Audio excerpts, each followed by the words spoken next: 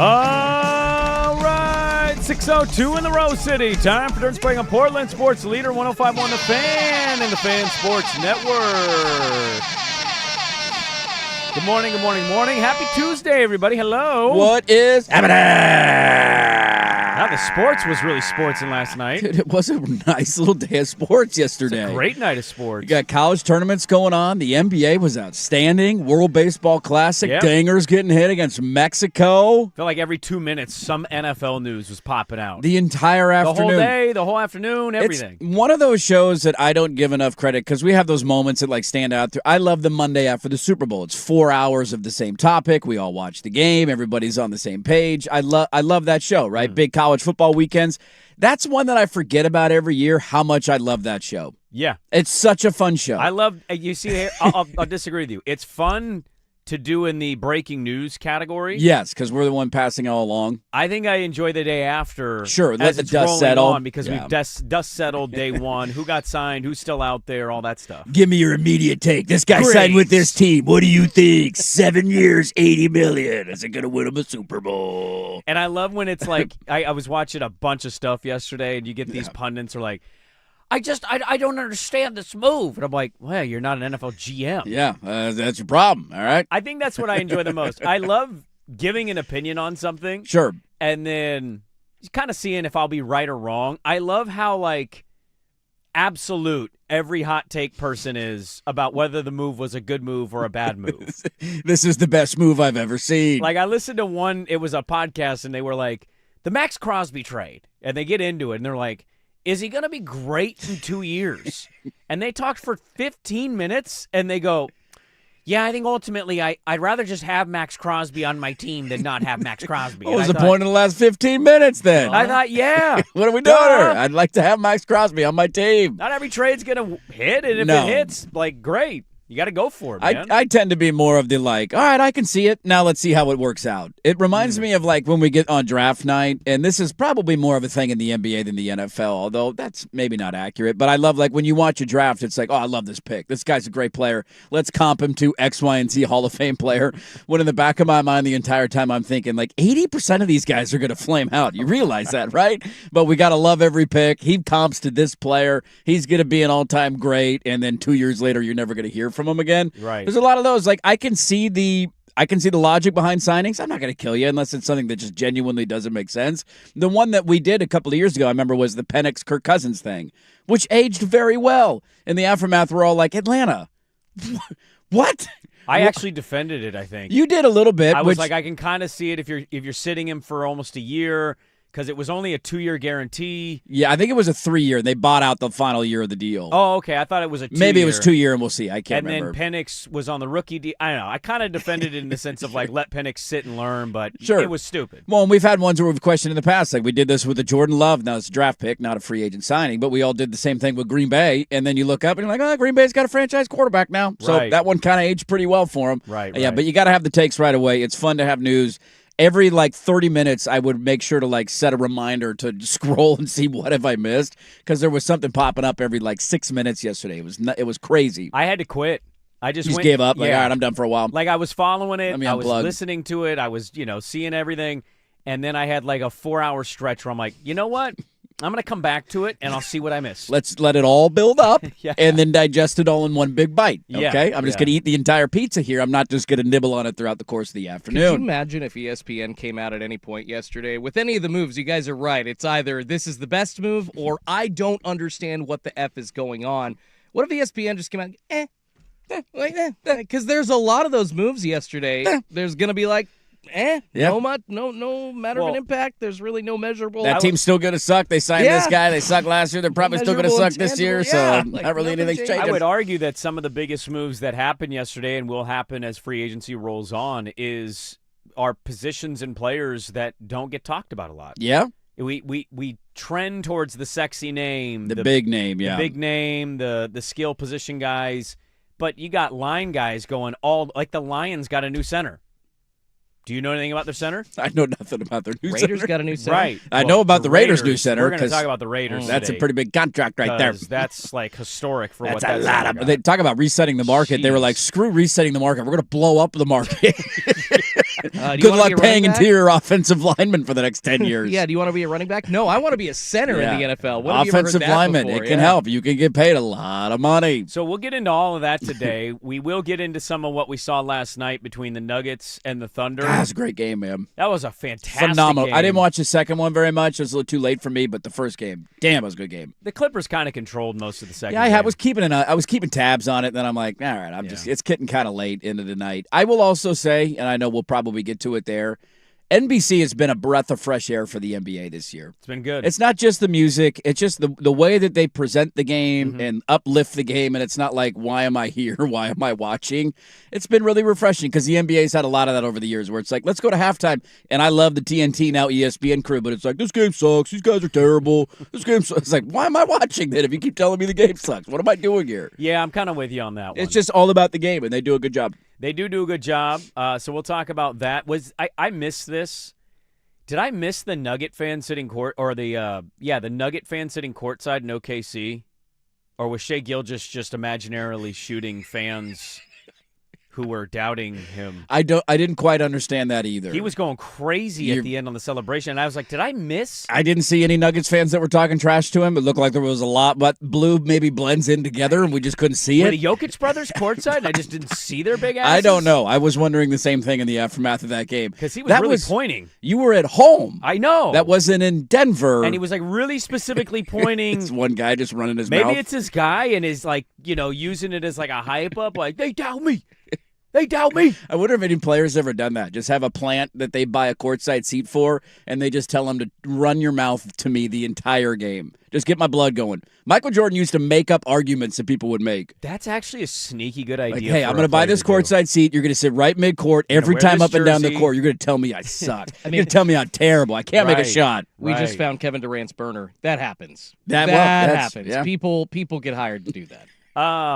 That's a great job. Hire me for that. I will. Dude, I would be that. You want me to sit courtside and run my mouth to you? I'll do it the entire night. You want me to go viral and get trash talked at? Foul baiter. Actually, Sprague, you're tall too. You'd definitely be great on the sidelines of any. Oh, dude, I'd be so good because I wouldn't cross the line, but I'd be right at the line. Yes. You just have little toesies on that line. Yeah. Just right up there to the edge. I wouldn't be a habitual line stepper, but we'd step to the line. Let's talk about your sex life. Well, sorry, too far. I'll take a step back. My bad. So we'll get into some of that today because I thought that was just extraordinary. You might have had an MVP clinched with those two shots by him. Probably. Yeah. And then I was reminded, I'm like, damn, this is the Nuggets with Aaron Gordon. Here we go. It's wide open. And then at the very end, I remembered after watching the entire game, that's right. Jalen Williams didn't play. That's right. They were missing maybe their second best player. That's right. And they still beat the Nuggets. They still won. And Jokic went for, 32, 14, and 13. That was insane. And it still wasn't enough. That's a tough feeling. We'll get into that today. We had some World Baseball classic drama. Yeah, I need to look up if I'm getting butt cracked, and maybe Schulte knows the answer to this. It feels like there's now beef brewing on the Seattle Mariners. Arozarena and Cal Raleigh. Yeah, and I don't know if this is like a joke or if this is serious. I'm having a hard time because he did an interview in Spanish in breaking news. I don't speak. Well, I mean, I know 4 words because I took like 8 years of it in school, but that's about my limit. He did an interview, and he said, I'm going to give you an answer in 4 different languages. And then somebody translated the tweet, and I'm like, I don't know if any of this is real or not, but seemingly Randy Arozarena very upset at Cal Raleigh. So I'm reading the 710 ESPN. They have a story up on this. Yeah, they got big news up in Seattle. Because for those who didn't see, so USA played Mexico last night at the World Baseball Classic. Cal Raleigh, obviously the catcher for Team USA. Randy Arozarena, starting left fielder for Team Mexico. And when he came up for his first at-bat, which I'm assuming was early in the game, although I can't remember where he was at in the lineup, he tried to shake Kyle Raleigh's hand because you get that a lot where the batter will come up, kind of give the catcher a tap of the bat, give you a little acknowledgement. Teammates. Yeah, especially if your teammates. And he reached his hand out, and Kyle Raleigh refused to shake his hand. So I could be wrong on this. So this basically says that Arozarena was upset as Mariner teammate Cal Raleigh left him hanging. Yeah, he spurned Per him. the post, Arozarena said Cal told him, "Good to see you," after not shaking his hand. After which Arozarena said some expletives, and Raleigh can stick his "good to see you" up his ass. Okay. But, as they note in this article, Arozarena's a real prankster. Okay, so he's got that So vibe to people him. think they're just leaning into the World Baseball Classic. What I thought. Jokey beef thing. It's what I assumed. They are teammates after all. We can't confirm that yet, but that's kind of the assumption here by Okay. 710. If Mexico and the U.S. weren't like fighting for a spot out of pool play to go to the next round, I don't know. Like I feel like this is kind of leaning into that because what did he say? The translation was like you can go to hell, basically. Basically, yeah. He said you're lucky you have such nice parents because they came up and talked to me. That was one of his answers, and they make up for you as one of those kind of things. What if we look back like 3 years from now and this is what brings the Mariners down? Randy Arozarena and Cal Raleigh beef from the World Baseball Classic. That's what ends the run. Didn't shake hands. That was the beginning of the That would be end. kinda funny. Locker room turmoil all year. So we'll talk some World Baseball Classic, but we've kind of we've glossed over the fact of what's happened today. Yeah, what's happening today? So Schultze's filling in again today. He is. What's we up, Schulte? appreciate Schulte helping out. I don't think you'll see him on YouTube. Evidently, your camera doesn't work today. Yeah, we're trying Okay. to. It's literally like there's no feed into the. Hey, there so you go. we can see you guys. Hey, that's all. So here's the thing we need to address. Our producer is just openly choosing to not work today. He's decided to just stay in Vegas. Yeah, he's hanging out in Vegas. And I know how he's going to defend himself tomorrow. I can already hear his explanation. The fact is, he booked his trip out as maximum out as he possibly could. Well, you never know if the Pilot men are going to win the WCC, Sprague. They beat Gonzaga this year. They're going to go on a run, obviously. They knew they weren't winning the WCC. And then the women, who are really well coached, not having quite the season they hoped this year. No, and Oregon State's a good team. Gonzaga's a good team. Not even a top 3 favorite in that conference. No. And so he booked out with the assumption that both teams could be in a championship game scenario. Yes, which... Then he claimed yesterday he couldn't change his flight because it costs too much. Yeah, I'm not going to change. I'm not paying to change my flight. Cost more than the room for the night. So it would be net loss for him. But he created the net loss That's a valid point. I didn't think about it. He's got to rent a hotel for one more night. In creating this situation, told me, hey, Thursday, Friday, Monday, guaranteed. Tuesday, I don't know. I might be. Why would you even say, I don't know? Because he knew what he was doing, and he knew he couldn't get okayed to be gone the maximum time, so he slow played and downplayed. He did.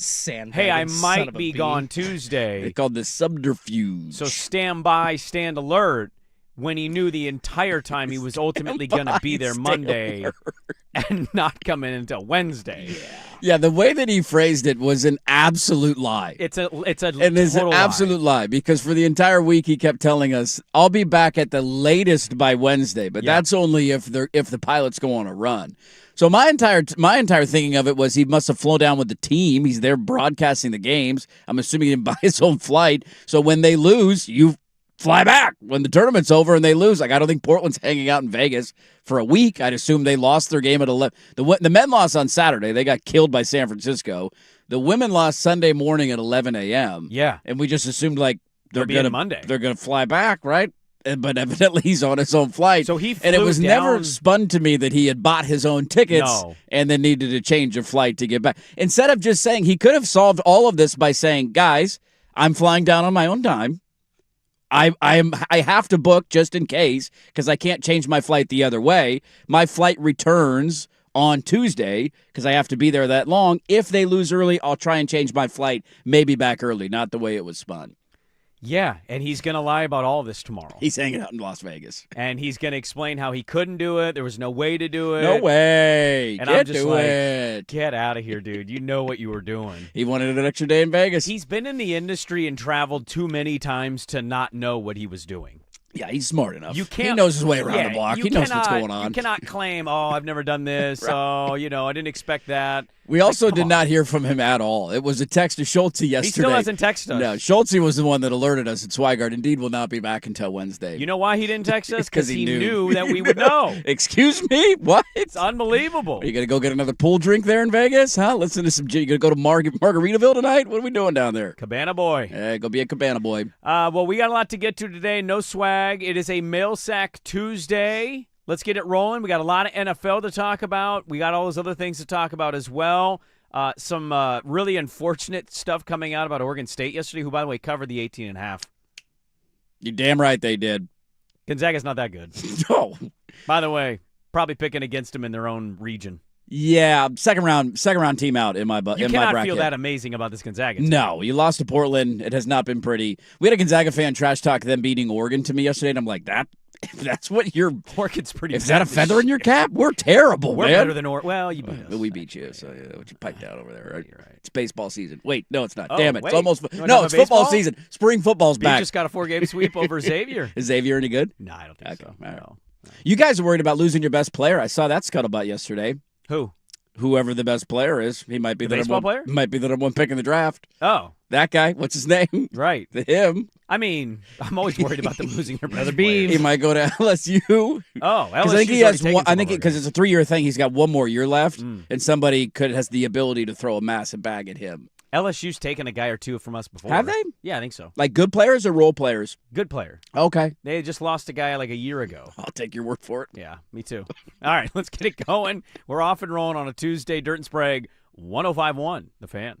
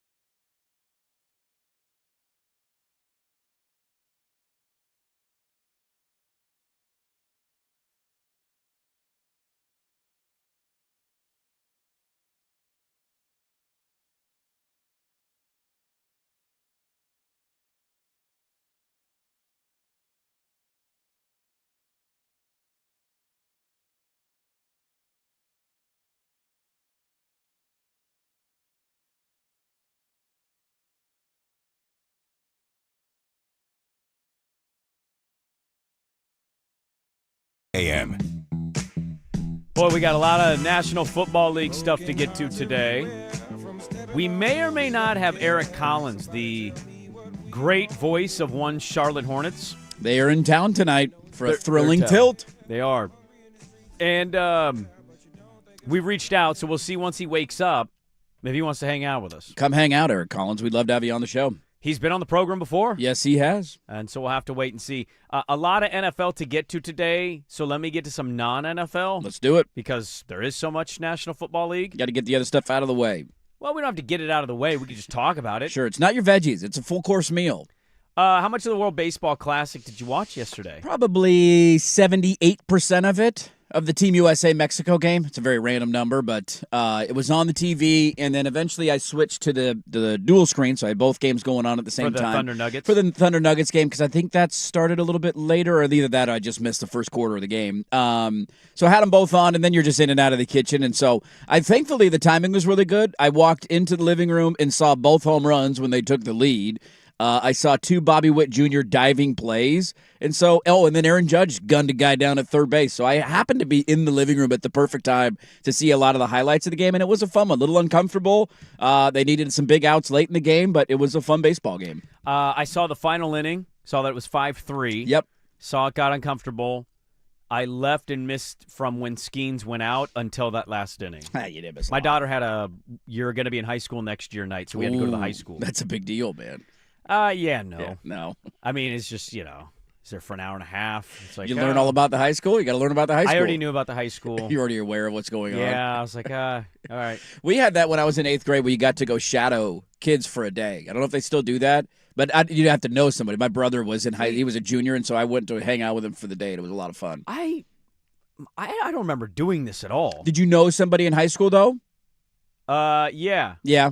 But we didn't have Shadow Day, and then I don't think I went to my... It wasn't a specific day. It was just like you had the ability to do it if you want to. No, I never did that, and I never went to the high school to do, like, the big speech from the principal. And Yeah, I don't remember any of that from middle school maybe to high I school. skipped it. Probably. I probably did. Kind of blocked that one out. You probably Breaking news. We're not listening very closely to what the principal had to say, huh, Brandon Sprague? Ended up being okay. Yeah, you survived? I survived. You I got that my- diploma? I got the diploma. Let me see that piece of paper. You're not wrong. But, yeah, I watched Skeens pitch because that, to me, is must-watch television. He was awesome last night, man. He was awesome. There was really cool highlights of, like, this is why it's a fun tournament. Like, the Bobby Witt Jr. plays, he's unbelievable. He is so damn good. He had multiple plays in the hole at shortstop. You got a big Aaron Judge home run, which was massive at the time to kind of get the offense going. It just, I think one of the things that helps it a lot is you get the top of the level guys playing. So Skeens pitching, and he was just absolutely dominant. Mexico couldn't touch him. Shocking. And you get Bobby Witt making plays. You get some big home runs. The atmosphere is a huge part of it for me, too. Like, the atmosphere in those ballparks, and not a surprise at all, right? You're playing Mexico, so I don't know what the split was in the fans, but it wasn't 100% to 0. There's a lot of Mexican fans. A lot of Mexico fans that were there, and so they'd make a play or they'd get a strikeout, and the crowd would go crazy. Team USA was there. A cool note on Paul Skeens, by the way, who has said, I think multiple times when his playing career is done, he wants to serve in the military. That's something that he's always been passionate about, but he's not going to do it because he's the best pitcher on the face of the planet.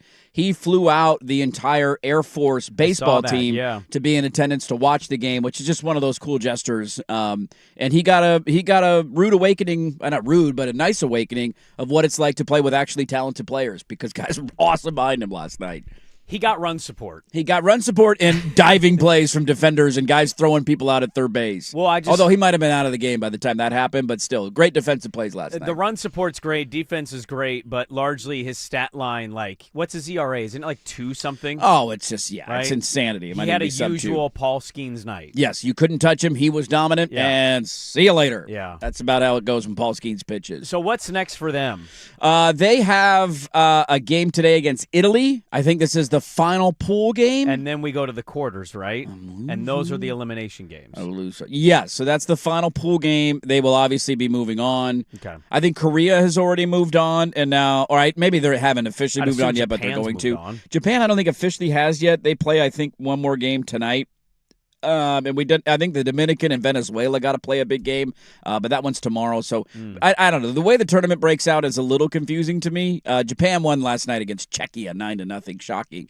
But we're getting closer. I think the quarterfinals will begin on Friday into the weekend. So you go quarter, semi, championship, and then it's wrapped up pretty quick. So it'll be a big weekend of baseball. Overall, though, does it feel like we're the favorite?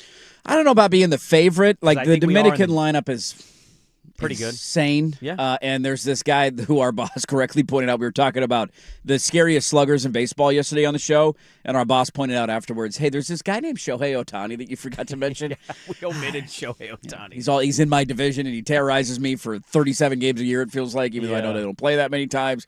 I don't know if there's one favorite over the other. We have a great chance to win the whole thing.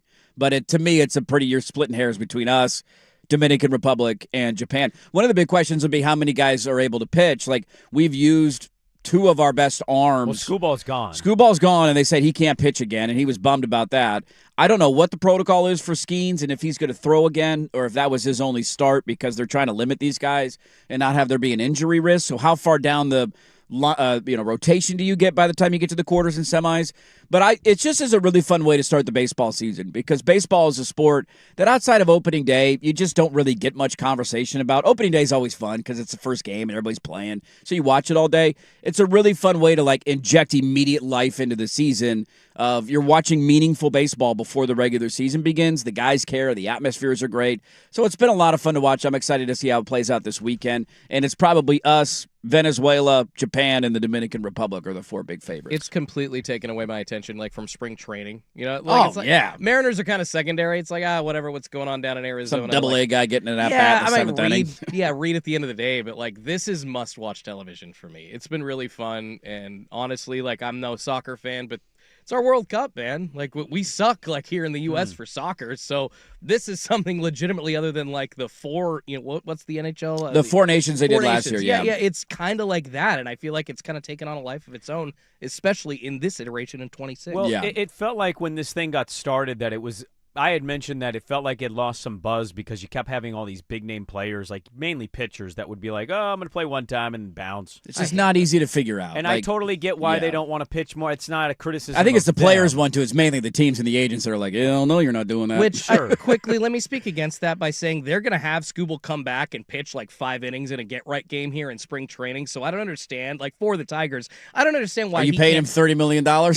No. But those 5 innings are going to happen, right? It's going to happen either but on a the team spring that training it happens for is the team paying him the $30 million. Right. What's the point? They also argued to not pay him $30 million, which is the other irony of it. And he just brought in 2 Cy you don't want him to pitch, trophies. then why didn't you want to pay him $30 million? What the hell's the matter with you? Best arbitration case ever. But let him pitch 5 innings. They're going to let him pitch that I agree completely in a with spring you. training game. I think that's dumb. Yeah. Agree completely. Are we going to be set up to face Japan in the final? I have no idea. We don't know how the brackets going to shake out. out? I don't know how the bracket shakes out in the quarters and semis. Okay. I'm just when's the game start? I'm watching. It's kind of like this was a little bit of the men's hockey. I don't know. I know there's group play, and then I don't know how the rankings go after that. It's all confusing and convoluted to me. I just know when the games are, and I'll be watching the games. They play Italy tonight. What time is the game tonight? 6 p.m. 6 p.m. So another evening game on Fox tonight. The Fighting Espressos. Don't let them get hot. Don't let them get those Nespresso shots in. Is this true? If it is, oh my God, and NFL. We got a lot to get to, but first, Schulte with a sports update. Now, from the George McCoy and Warren Allen Sports Desk, a Sports Center update on the Fan Sports Network, 105.1 FM and 1080 AM. First on the Fan, the Blazers back in action at Moda Center tonight, looking for their 32nd win of the season as they host the Charlotte Hornets. Besides Damon Shaden, good news, everyone healthy. Portland a 2.5-point underdog, though. Tip-off set for 7 p.m. on KATU Channel 2.2. A busy couple of days in the NFL. Tua Tagovailoa not taking long to find a new home yesterday. Signed a 1-year veterans minimum deal with the Atlanta Falcons just hours after he was released by the Dolphins. Elsewhere, the Steelers signing former Panthers running back Rico Dowdle to a 2-year, $12.25 million deal. The Raiders making a ton of moves, bringing in starting center Tyler Lindenbaum on a 3-year, $81 million contract, as well as signing wide receiver Jalen Naylor. That's 3 years, $35 million to him. Also picked up a couple of linebackers, Quay Walker and Nakobe Dean, as well as defensive end Kwity Paye. Over to the diamond, the United States getting the win over Mexico 5-3 in the World Baseball Classic. Home runs from Aaron Judge and Roman Anthony leading the way. Right back at it tonight for their final pool play matchup against the Italians. That's a 6 p.m. first pitch on FS1. More sports scores and stories in 30 minutes. I'm Schulte from the George McCoy at Warren Allen Sports Desk. Heard missing work, insurance companies acting like jerks. Don't call your mom. Call George McCoy at warrenallen.com.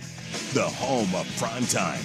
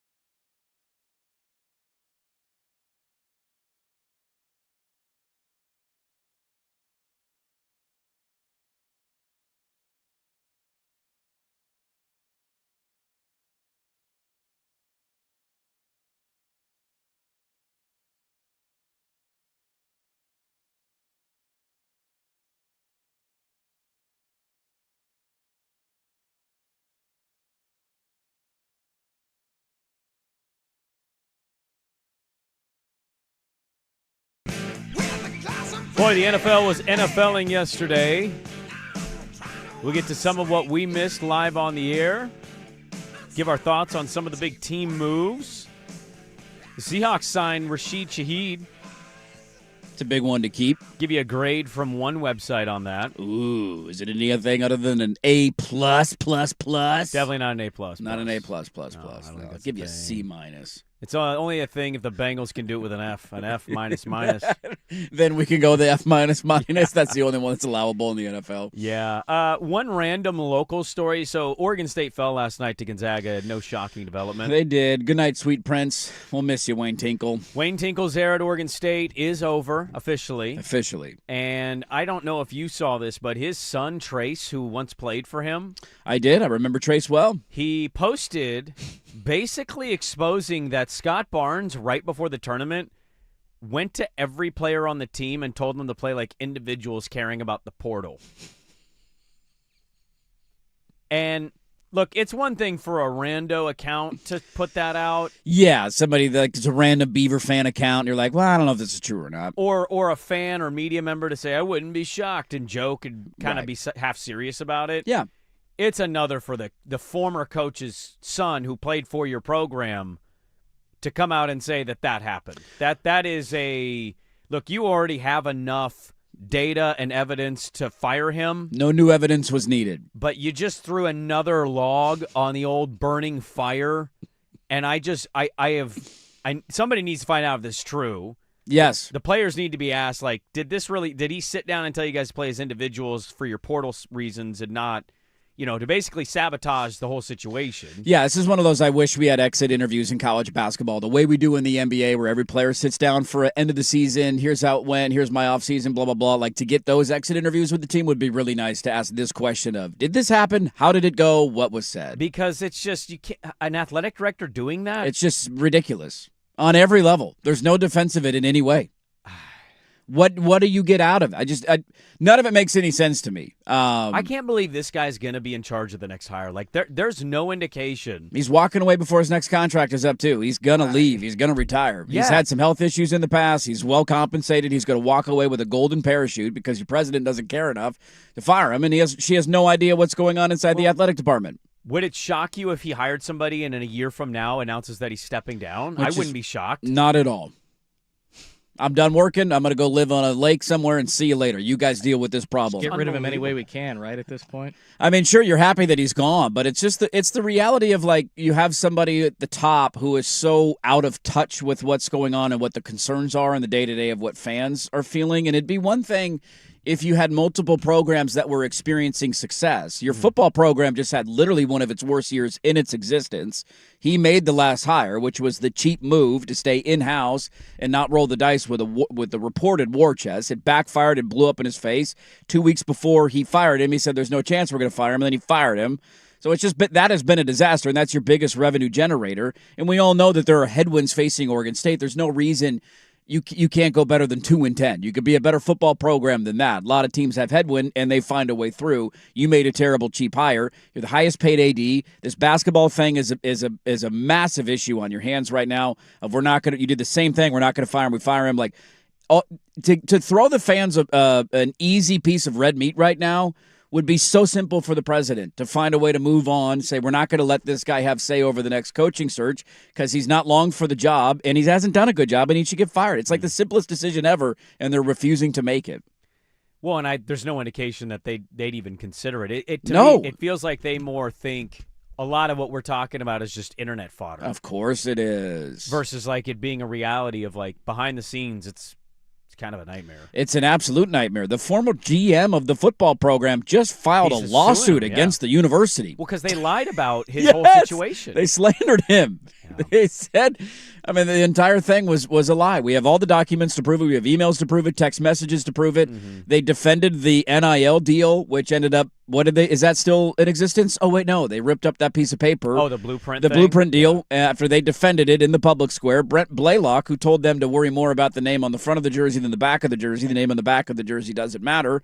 As the assistant athletic director or associate, whatever his title was, he's now gone, so he got fired. And then he still got paid. Sure, he still got a golden parachute, as Scott Barnes will whenever he decides to step away. It's really tough, and this is why you have to have a university president that has some understanding of what's going on in the athletic space, because if you don't, you could have somebody basically whisper sweet nothing into their ear and be allowed to do whatever they want inside those departments and have no consequences for their actions whatsoever. Well, I think people point at the right stuff, too. Like, it's fair to say it kind of reached its time with Tinkle at Oregon State. I Sure. think that's totally honest, fair thing to say. Yeah. But also, I think it's fair now that we have a little context. Clearly wasn't being funded the way it probably should have been to compete. No, there's no chance any coach wins in those circumstances. Because whether you think he underperformed or not as a coach, you don't go from the Pac-12 to the WCC. And passing Gonzaga is a different thing. We're not at, or St. Mary's. That's not the ask here. You should have been competitive with St. Mary's. Like, you should have gone to that conference with the idea of, like, we're not going to tail off. Gonzaga might be better than us because they're a juggernaut in that sport. One of the best programs in the country. But we should be competing for second place every year and not be We should be better than Pepperdine and San Francisco. underfunding. And You right. shouldn't be losing to those. They lost to Sam Houston State in football and basketball this year. They did. They lost to Iona. Yeah, that's not losing the Civil War game to Oregon, who's ranked in the top 5. There's a little bit of a difference there. Yeah, and the only thing they've had to point to is the women's basketball success. That's Scott it. Rueck might win another WCC title. He's finding a way through it because he's a phenomenal coach. And Yes. it's not the same implications from an NIL standpoint in women's basketball as it is men's basketball. No, not in that conference. Much easier to Yeah. compete. Yeah, the Gonzaga women, not the same as the Gonzaga men. No, they are not. But they're done. The season is over, and we'll have to wait and see who Scott Barnes wants to hire for the next coaching decision, as I just think it is a incredibly dumb mistake to let that guy be in charge of any more hires. It should be done. He gave an 8-year extension because of an Elite 8 run. Yep. He hired in-house on football, then publicly claimed he wouldn't fire the guy, then he fired the guy. Like, he's been dishonest at every step. We have all the evidence of that. Text messages have come out now because of the records request. It's a disaster, man. It really does. It feels like a disaster, and anybody succeeding in the situation. So right now, Mitch Canham's having success early Yes. on in the baseball season. Good program. Scott Rueck is doing really well with the women's program, might win a WCC title. And I don't know what Jamarcus Shepard in Oregon State football is going to be, but at least you've got a lively, super excited coaching staff that's ready to try to turn their circumstance around. Like it just feels like everybody's going against the grain, like having to Yes. fight against the winds. Yes. As they try to succeed here, given who's in leadership. Well, and it's one thing to fight the headwinds of losing your conference and finding a footing, and baseball's now independent. Like that's all one thing that every program in the university is going to have to fight against. It's another thing to have to fight against the headwinds of your own athletic director, not doing what needs to be done Right. to make sure that every program is set up to be as successful as they possibly can be. And that's the most inexcusable part. Like, the landscape's going to be rough for a lot of the teams. Baseball may be excluded, and to your point, maybe women's basketball, but that's more just luck that you hired a coach who seemingly doesn't want to ever leave, and he wants to stay in the state of Oregon, and he's a local guy. And one of his best players was a D3 high school player that he Yes. saw at a tournament, and he Yes. went, nah, she's good enough for our level. Let's and bring her on. Got her in, and now Walk she's one on. of the best players. She had, 20 points, I think, 21, yeah. 21 points last night. Like, it's a phenomenal story. He is saved by a guy who is extremely loyal. Yeah. Because in any other circumstance with Oregon State where they're at, that coach would have bolted 2 years ago and gone on to a better job. But Scott Rueck is one of these unicorns that doesn't do that in modern athletics. You're going to face headwinds. It shouldn't be from inside the athletic department, from the highest paid athletic director in the new conference. It's laughable. Let's get to the National Football League. The first day of free agency open, and boy, was it a doozy. We'll start and dive into that coming up next on The Fan. The new home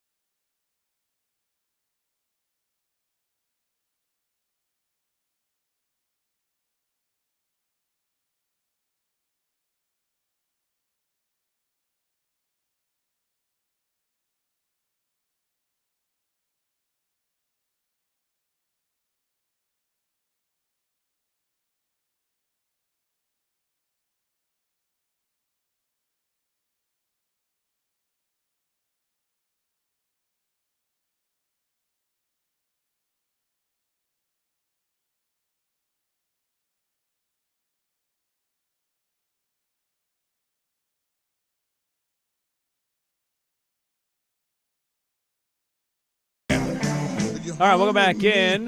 We'll dive into the NFC West of free agency. We're going to go to Atlanta today. ATL Shodai, they got a new quarterback. They got a new quarterback. They got a new coach. They have a former Husky. And we'll talk with our great friend, Orlando Ledbetter. The return of the legend. We have not talked to him in some time. And if you've never heard Orlando Ledbetter, It'll be entertaining. we'll enjoy the conversation at 7:30. We'll have some fun. We'll get into a lot in the second hour and the third hour as the NFL free agency period opened yesterday. There's a lot we could go with. Yeah, where do you even begin? Well, actually, it's not even a team I really care that much about. I don't think they're going to be that great next year. Sure. What are the Raiders doing? Can I defend it a little bit? I would love for you to defend it. So Lindenbaum goes for what, $81 million total. It's a $27 per year for a center, and when you adjust for like 2026 cap numbers, the previous high for a center on a yearly basis, I believe, was Ragnow at $23 million, if I'm not mistaken. So they completely reset the entire market.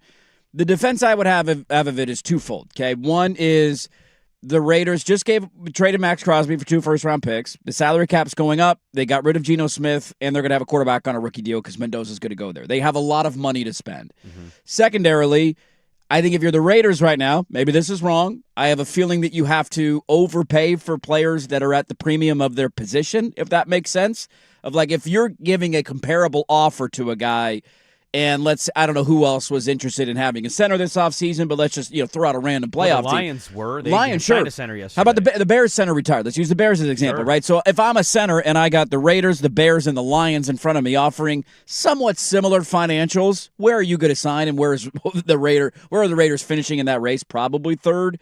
So in that area, I understand it, and I also think you can never put too much of a premium on making sure that your young quarterback is protected. And so while the numbers are jaw-dropping, and for the love of God, if he gets hurt, it's going to be a disaster, he's a bona fide top 2 to 3 center in the NFL, and you've got to have a rookie quarterback, and their offensive line was horrendous last year. So I understand a lot of the critiques of it because I don't know if there's the necessity to blow the market away the way that they did. But from a on-field standpoint, I understand what they're trying to do. Yeah. I think everybody understands what they're trying to do. Get a good center. We got cap space to spend. This is an F grade according to Over the Cap. Ooh, Over the Cap F grade. Well, I'm not saying it has to be the right grade. No, I mean it's insane. The way you don't see this. Usually when teams reset the market for a contract, it's you just go a hair above. I enjoy a lot of the takeaway that some of the pundits who cover the sport in a more closer way than you and I, even though we watch and follow all this stuff, right? Sure. I enjoy the back and forth nature of one person liking it, another person not liking it. This is being universally panned. Yeah. Not by me. Okay, but I think what you're doing is you're like breaking this into 2 seconds. You're saying this is a massive overpay. It is.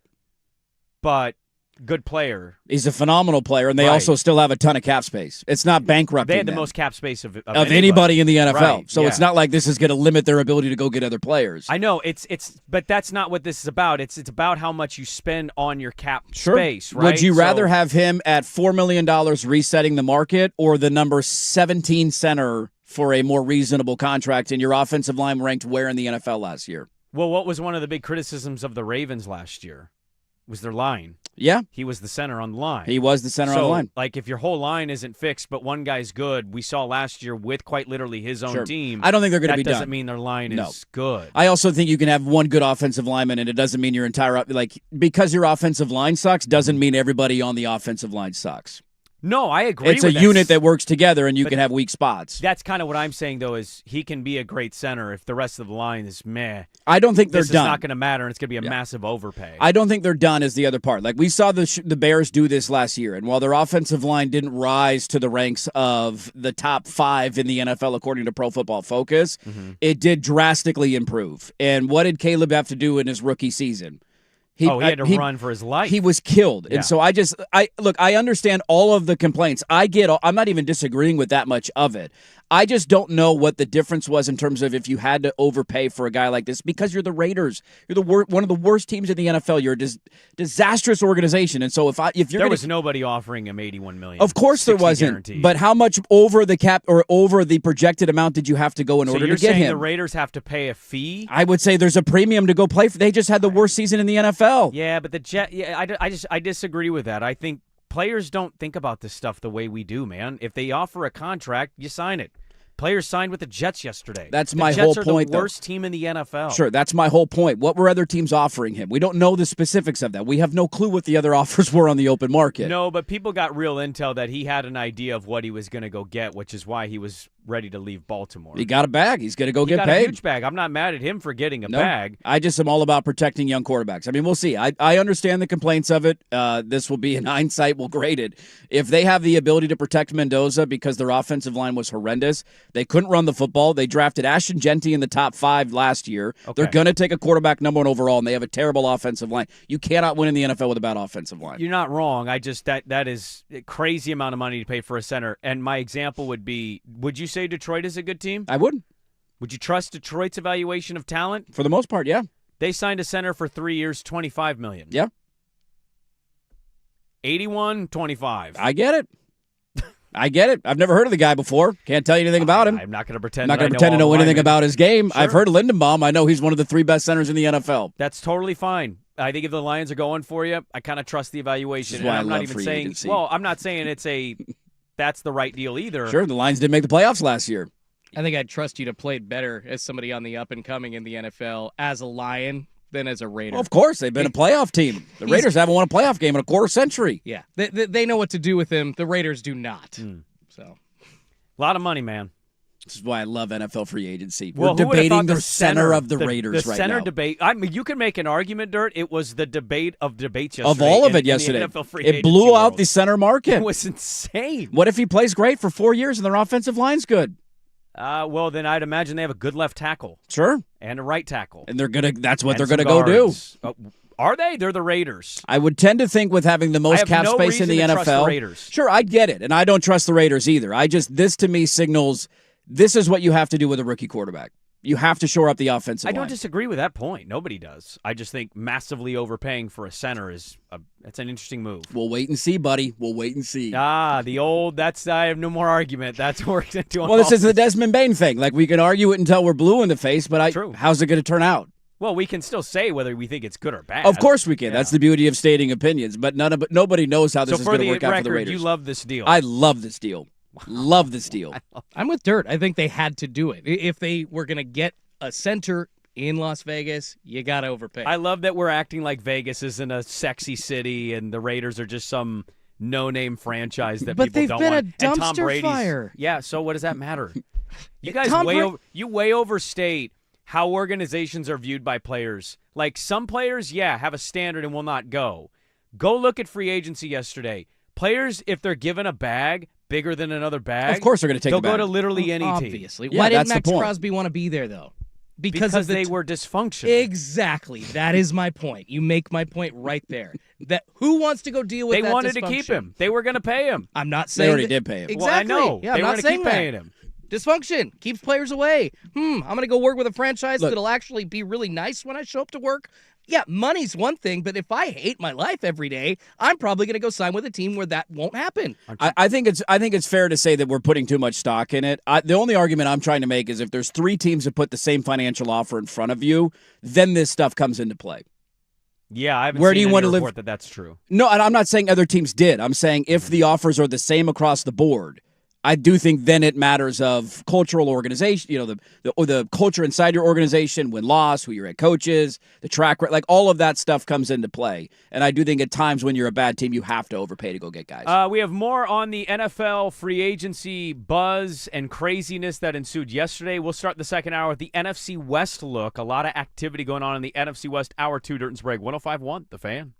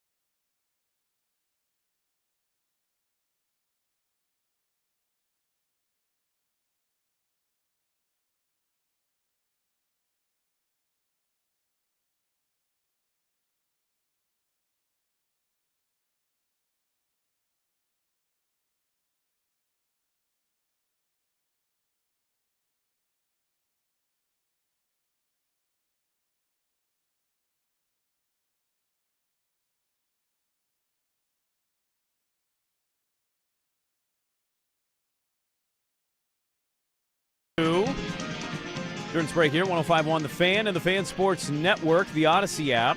Good morning. Happy Tuesday, everybody. It is a Tuesday, so you know what that means. Mail sack. Mail sack. Mail sack questions can be texted in at 503-864-6326. We'll get to that in the 9 a.m. hour.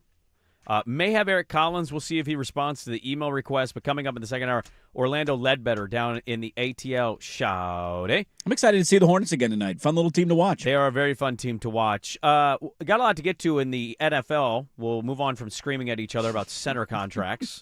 Can't believe that happened. And remind you, Fan Madness is back. You can join the Fan Thursday, March 19th and 20th. For the two most exciting days of hoops at Tom's Watch Bar at A. We'll be out there, the Firm, Happy Hour, and Primetime live throughout the day. Don't miss a minute of the action. Play hooky with the Fan for Fan Madness, brought to you by A. Window Nation, George McCoy at Warren Allen Attorneys at Law, Cricket Wireless, and video only, March 19th and 20th at A. Week from Thursday, we'll be out there. It's almost here. That's right. It is a week from Thursday. Next week, man. And the next week, March Madness returns. Flying right by. The NFC West was a little busy yesterday. Yes, they were. As free agency kicked off, you had the defending Super Bowl champion, Seattle Seahawks. They lost a couple guys. Handful of guys on defense said bye-bye. You know, that's going to happen, though. Like, I saw some people like, how are we going to lose this guy? How are we going to lose Kobe Bryant? And I'm like, did you not expect to lose anybody? I think he's going to resign. Maffei left. Bryant left. I think there's a couple other guys on that side of the ball. So you lost Maffei to the Bengals. Yep, that was. I mean, for Cincinnati, they needed pass rush help, and he's known as one of the better, other than their guy, one of the most best available pass rushers. Kobe goes to the Bears, so that could rear its ugly head at some point because they seem to be a playoff team. And the Seahawks kept two players, at least signed two players, I should say. They signed Josh Jobe for 3 years, $24 million. Yep, good DB. And this is the debatable one: Rashid Shaheed, 3 years. $51 million. Yeah, I think the hard part with a lot of these deals, too, now this is not the case in the one we just yelled at each other about, because it sounds like all of that is basically guaranteed at signing. Like, he's going to see almost every penny of that. A lot of it's Lindenbaum. That is. Some of these ones you got to dig into the specifics, right? Because you see the overall value, and then you say, oh, my God, they paid how much for who? And then you look into it, and it's like, yeah, it's a one-year deal, and then we'll cut you if we want. And there's no penalty after 1 year. So that's a difficult part with grading some of these. This is another one. I saw a lot of the backlash. Not all of it was complete. Like, I think ESPN did all their grades, their signing grades. They gave it a B-, so it's certainly not a terrible grade.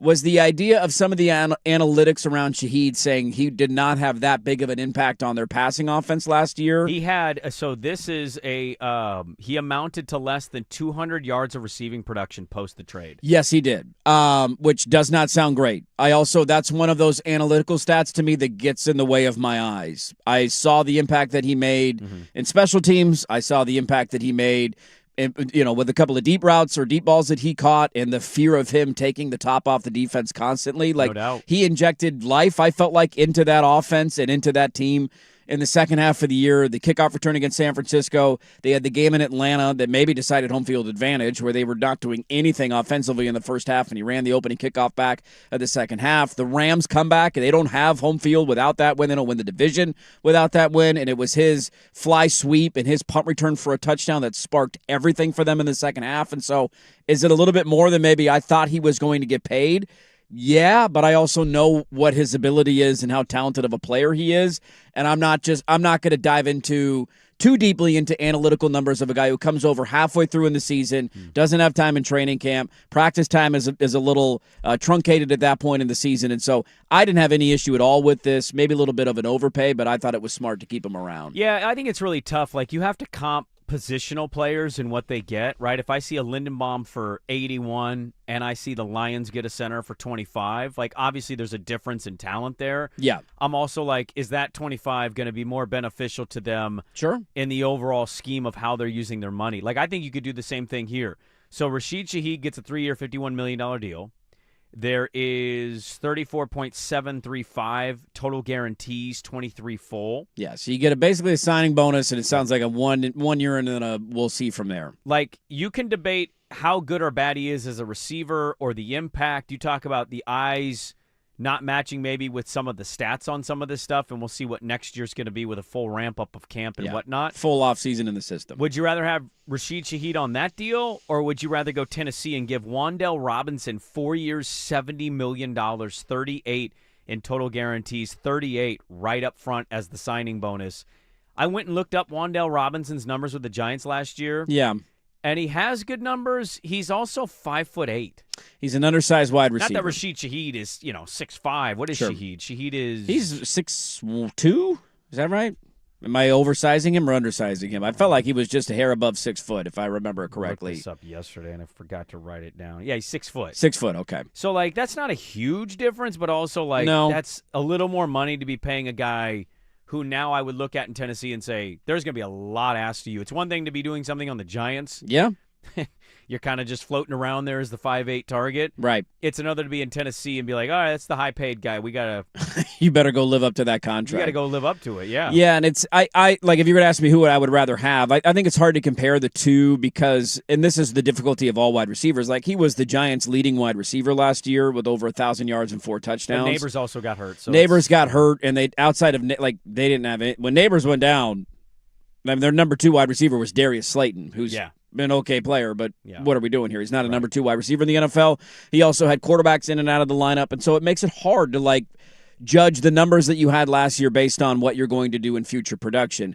I think there's the idea of overpaying in this case for Wan'Dale Robinson, and I'll make somewhat of a similar argument that I did for Lindenbaum. I just think Tennessee is one of the 3 worst teams in the NFL, and I think you just got to be aggressive, and they're trying to... What were Tennessee's weapons last year? Well, they had the the Io Manor guy, but he got hurt. He got banged up. Young guy from Stanford. I think this answer is telling us all we need to know. Okay, so what you're kind of getting at now with multiple players at different positions is you're suggesting that not that you're wrong all the time, but you're kind of suggesting out loud that these teams have to pay a very premium tax to get players. I'm not arguing that in entirety. I'm just saying the only point that I'm trying to make with all of these bad teams is that if you have the same financial offer, and if I'm Wan'Dale Robinson and the Titans are offering me this, and the insert good team here is answering, I'm taking the team that is the better team's offer because they have a better chance of winning. And I will always applaud organizations. I think Wan'Dale Robinson is an overpay. I think that's a gross overpay, similar to Lindenbaum. But I also understand their leading receiver for the Tennessee Titans last year for a rookie quarterback who you drafted number 1 overall and you're trying to build an infrastructure around was their tight end Okonkwo with 560 yards and 2 touchdowns. Yeah. That was their leading receiver. He had nobody. I'm not even kidding you. Outside of Van Jefferson and Io Manor, I've never heard of anybody that he was throwing the football to. And I think that I follow football at a relatively high level. 90% of these guys, I couldn't tell you who they were, where they came from, what college they... And that's the wide receiver core that you gave a number 1 pick in the draft. That's a guy that you were hoping could be a franchise quarterback. Well, his line sucked. And his line was terrible, but you have to have both of those. You have to build a village around him. And so I would rather have, to answer your original question, give me Shaheed on his deal over Wan'Dale Robinson. I just think you're getting more bang for your buck there. And I know of Shaheed more than I know of the Detroit Lions center who they signed, who I'd never heard of before. This is just a case of I'm still okay with it because, again, Tennessee had a lot of money to spend, and they had literally nobody to throw the football to last year. I did they added the DT from Denver. Yeah. John Franklin Myers on the 3-year, $63 million contract, 42 guarantee. I like that deal. Yeah. That's a good player. I like that a lot. I mean, I kind of am weirdly sitting in a spot where I think when they bring in a defensive player, I'd be excited about it because of their coach, whereas the other side is Dayball, and not that he's bad, but I'm like, some of the Giants stuff was interesting. It was not great offensively at times for them. So you're going to lose guys when you win a Super Bowl. We all know that. Kenneth Walker, by the way, we talked about that on the show. He left to Kansas City, and a pretty big consensus, Kansas City overpaying Kenneth Walker. That's one of those, let's see how they fill out the rest of their stuff. I think they're going to be leaning. Obviously, they lost both DBs to the Rams. Jalen Watson and Trent McDuffie are both now Rams. They need some defensive help. So I would imagine they're going to be leaning in on the draft defensively, although some people think this indicates the mocks are saying Kenyon Sadiq could now be the weapon of choice for the Chiefs at number 9. Be curious what wide receiver makes it there, and are they willing to take a roll of the dice on a wide receiver in the top 10? Because they still need another weapon. Would you rather go Sadiq or Carnell Tate? Assuming Tate's even available. Assuming he's there. Because, he's so slow at 4.5. He is so slow. I'd probably lean Carnell Tate. Over Sadiq? Probably. and this is really dumb, there's a decent track record of Ohio State wide receivers in the No NFL. Don't blame me. There's not that same track record for Oregon tight ends that say this guy's going to be. I certainly am rooting for Sadiq, but I think I would lean the taking Cardell Tate. I would really love Sadiq to have the 1 year with Travis Kelce. Yes, That it would would be be great. beneficial for him to learn under I a would guy think like that'd that. be beneficial. You would no think, doubt. right? I mentioned the Rams there. They signed Jalen Watson, cornerback. They also obviously traded for Trent McDuffie. Chiefs secondary, come on down. Yeah. Very interesting when that happens. We're going to go isn't it? take their guys. Come on. You guys both come over here. Yeah. Your lockers were next to each other. You can fly Well, out together to L.A. I think the clear indication here is they've pushed it in. It is all on the table. They've used one of their first-round picks in like a decade. Dude. This is kind of the perpetual state that the Rams live in, and I got to be honest with you. I love it. And you can say, like, they kind of do this every year, Sprague. You're not totally wrong, but, like, signing Watson, trading for McDuffie, give him the extension, it's the clearest indication. All the chips are in the middle. They know this is probably it with Matt Stafford. Last season, Last year it was Devontae Adams. Like, they've always been an aggressive team. I would assume they're the favorite. I don't know what it would say on DraftKings. I would assume that they were, considering Well, I'm how kind of curious about that now. how close they were. I mean, they were a funky They're 4 2-point yards away. Yeah, well, 4 yards away and a funky 2-point conversion away from winning the NFC West, having the number 1 seed. And They are the hosting. favorite. They're Yeah. the favorite on DraftKings. It's the Rams, Seahawks, Ravens, Bills, Chiefs, Packers. Interesting. Those are your top 6 favorites in the NFL for the Super Bowl next Chiefs year. have to be in there because of Mahomes. The Bills obviously are in the mix every single year. Yeah, Ravens adding Crosby, that's going to shoot up their odds and percentages to win. I don't have that big of an issue with any of those teams. The Chiefs are a weird one because I'm not giving up on the Chiefs. It's No. just like there's so many holes, and Kenneth Walker doesn't fill a lot of that. No. And I have offensive line questions. I have defensive questions. They got a lot that they still need to do. Weapons questions. Kelsey's not the player that he used to No. be, and I know he's going to have his swan song this year, and he signed a very team-friendly deal, so it's not going to kill him financially. Yeah. But he's not a bona fide scare you game in and game out weapon the way that he used to be. Well, it's a March opinion, but do you think the Rams did enough for you to put them over the Seahawks? Yeah, I have no issue saying that. I mean, who the hell knows, right, how it's going to turn out next year? But, Right. yeah, I mean, when you're that close to begin with, and then you go out and I think got better in the offseason, I got no issue saying that you deserve to be the favorite. Yeah, I'm a little biased because they are my Rams, but the one problem that they had on defense last year, they were good, except long passes over the top. It They seems got like killed, yeah. Yeah, down the field, man, guys like Jackson Smith and Jigba just absolutely ate them alive. They were, I think, middle of the pack in defense because of that stat alone. So they made the literal 2 moves to address the positions they needed to here, and yeah, man, I'm excited about it. Not only because I'm a Rams fan, like I said, I'm biased, but like this really does put them with all the other names that they had issues with last year, in my opinion, over everybody else. I just don't see anybody else matching up with them. We had another NFC West team make a move yesterday. We talk about that. Big free agency pickup as the Rams, Seahawks, and 49ers all busy on day one. So we'll carry that over, and we'll talk about that coming up next on 105.1 The Fan.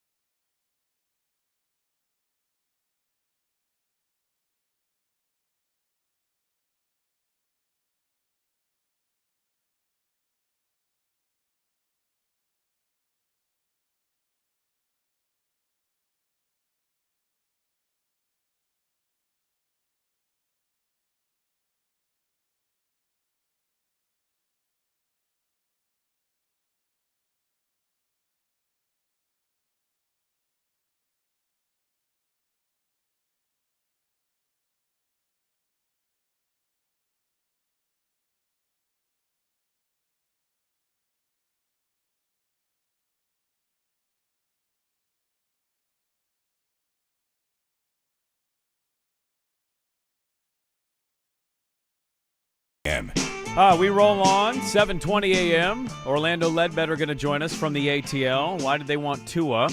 Two left-handed injured quarterbacks now at the helm for Kevin Stefanski. So the Seahawks signing Shaheed, losing a couple guys, keeping Job. See where they roll on. The Rams have brought in the Chiefs cornerbacks. And so the competition in the NFC West, it was already really tough last year. I think it's already heated up more. Yes, it was. To the point of the Rams, too, by the way. Darnold in the NFC title game. 25 of 36, 346 yards, and 3 touchdowns. It was awesome, man. He torched them. Their secondary had no answers. I'm also going to give you a hot take. Trent McDuffie and Jalen Watson are not going to stop JSN. That's going to be a collective effort. Probably not. They also have to get significantly better on special teams. Their special teams was a disaster last year. Well, the Niners are also in that division. They are. It's a fun division for that reason. And the Niners, at the very end of the year, they were playing for the division itself against Seattle in San Francisco. Potentially the number 1 seed, too. And they went from losing the division to falling all the way to the 3rd in the division and having to find their way in Seattle in the divisional round. And so they fall short of that. Seahawks wipe the floor with them. Seahawks go on to win the Super Bowl. The 49ers have answered the call. Yes, they have. They need a weapon. Yes, they do. They have signed Come on down. Mike Evans. Hey! 3 years, $60 million. The numbers on this are not clear. A lot of the numbers on this stuff isn't clear. To what I saw, 16 and some change guaranteed. He's got a 1 year, $16 million deal, and then they can cut him if they want to. Well, I was thinking about this during the break. Everybody sees $50 million for Mike Evans. They're like, oh my God, it's 1 year, $16 million. You cut him after next year if he sucks. We're going to have players, you and I are going to disagree on some of these contracts and players. Like Lindenbaum, I think he's a great center. I hear what you're saying. That's a Sure. big overpay for me. Sure. It feels like, though, 85% of these contracts and these signings are 1 years, and teams either eat money or they're out of it. NFL teams have 100% of the leverage against every single player. Other than franchise quarterbacks, unless they demand a trade, in negotiations, quarterbacks usually have the leverage. In these cases, it's going to go to the team.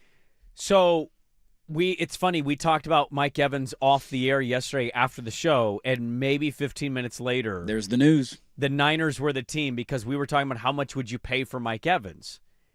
And I can't remember what the number was that we had said, and I was like, that seems like a bit much for a older receiver. There was a report that he was looking for $27 million a year. That's and it was right. like, that seems like a little bit much for Mike Evans, who Seems just coming steep. off 4 games last season. Yeah, he got injured. He broke the collarbone last year and Yeah. was a little injured the year before. But basically a 1 year deal.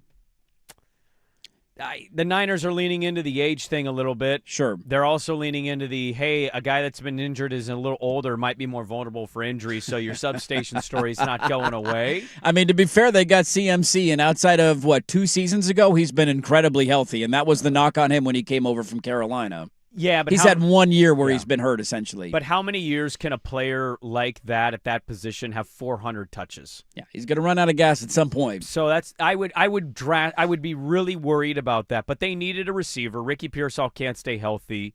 They lost Kendrick Bourne. He's to the Cardinals. Juwan Jennings probably not coming back unless he gets a team-friendly deal. They need a weapon. And Kittle's going to be out for the foreseeable future, so we'll see what they do there. If it's basically a 1 year, hey, can you stay healthy? If he stays healthy, we know what he is. Yes, he's a very good wide receiver. He's also a really good run blocker. Yes, he is. And you need to care about blocking when you have a run game like that. He's awesome in the red zone because of his size. I thought it was a good deal, a fine deal, and nothing to freak out about because it's not overly long term. Yeah. But there certainly is a thing with the San Francisco 49ers you could point to and say a bit old. They're pretty young on defense. They got guys on defense that I think are at a good age. But offensively, you kind of just Juszczyk, McCaffrey, Kittle when he does come back.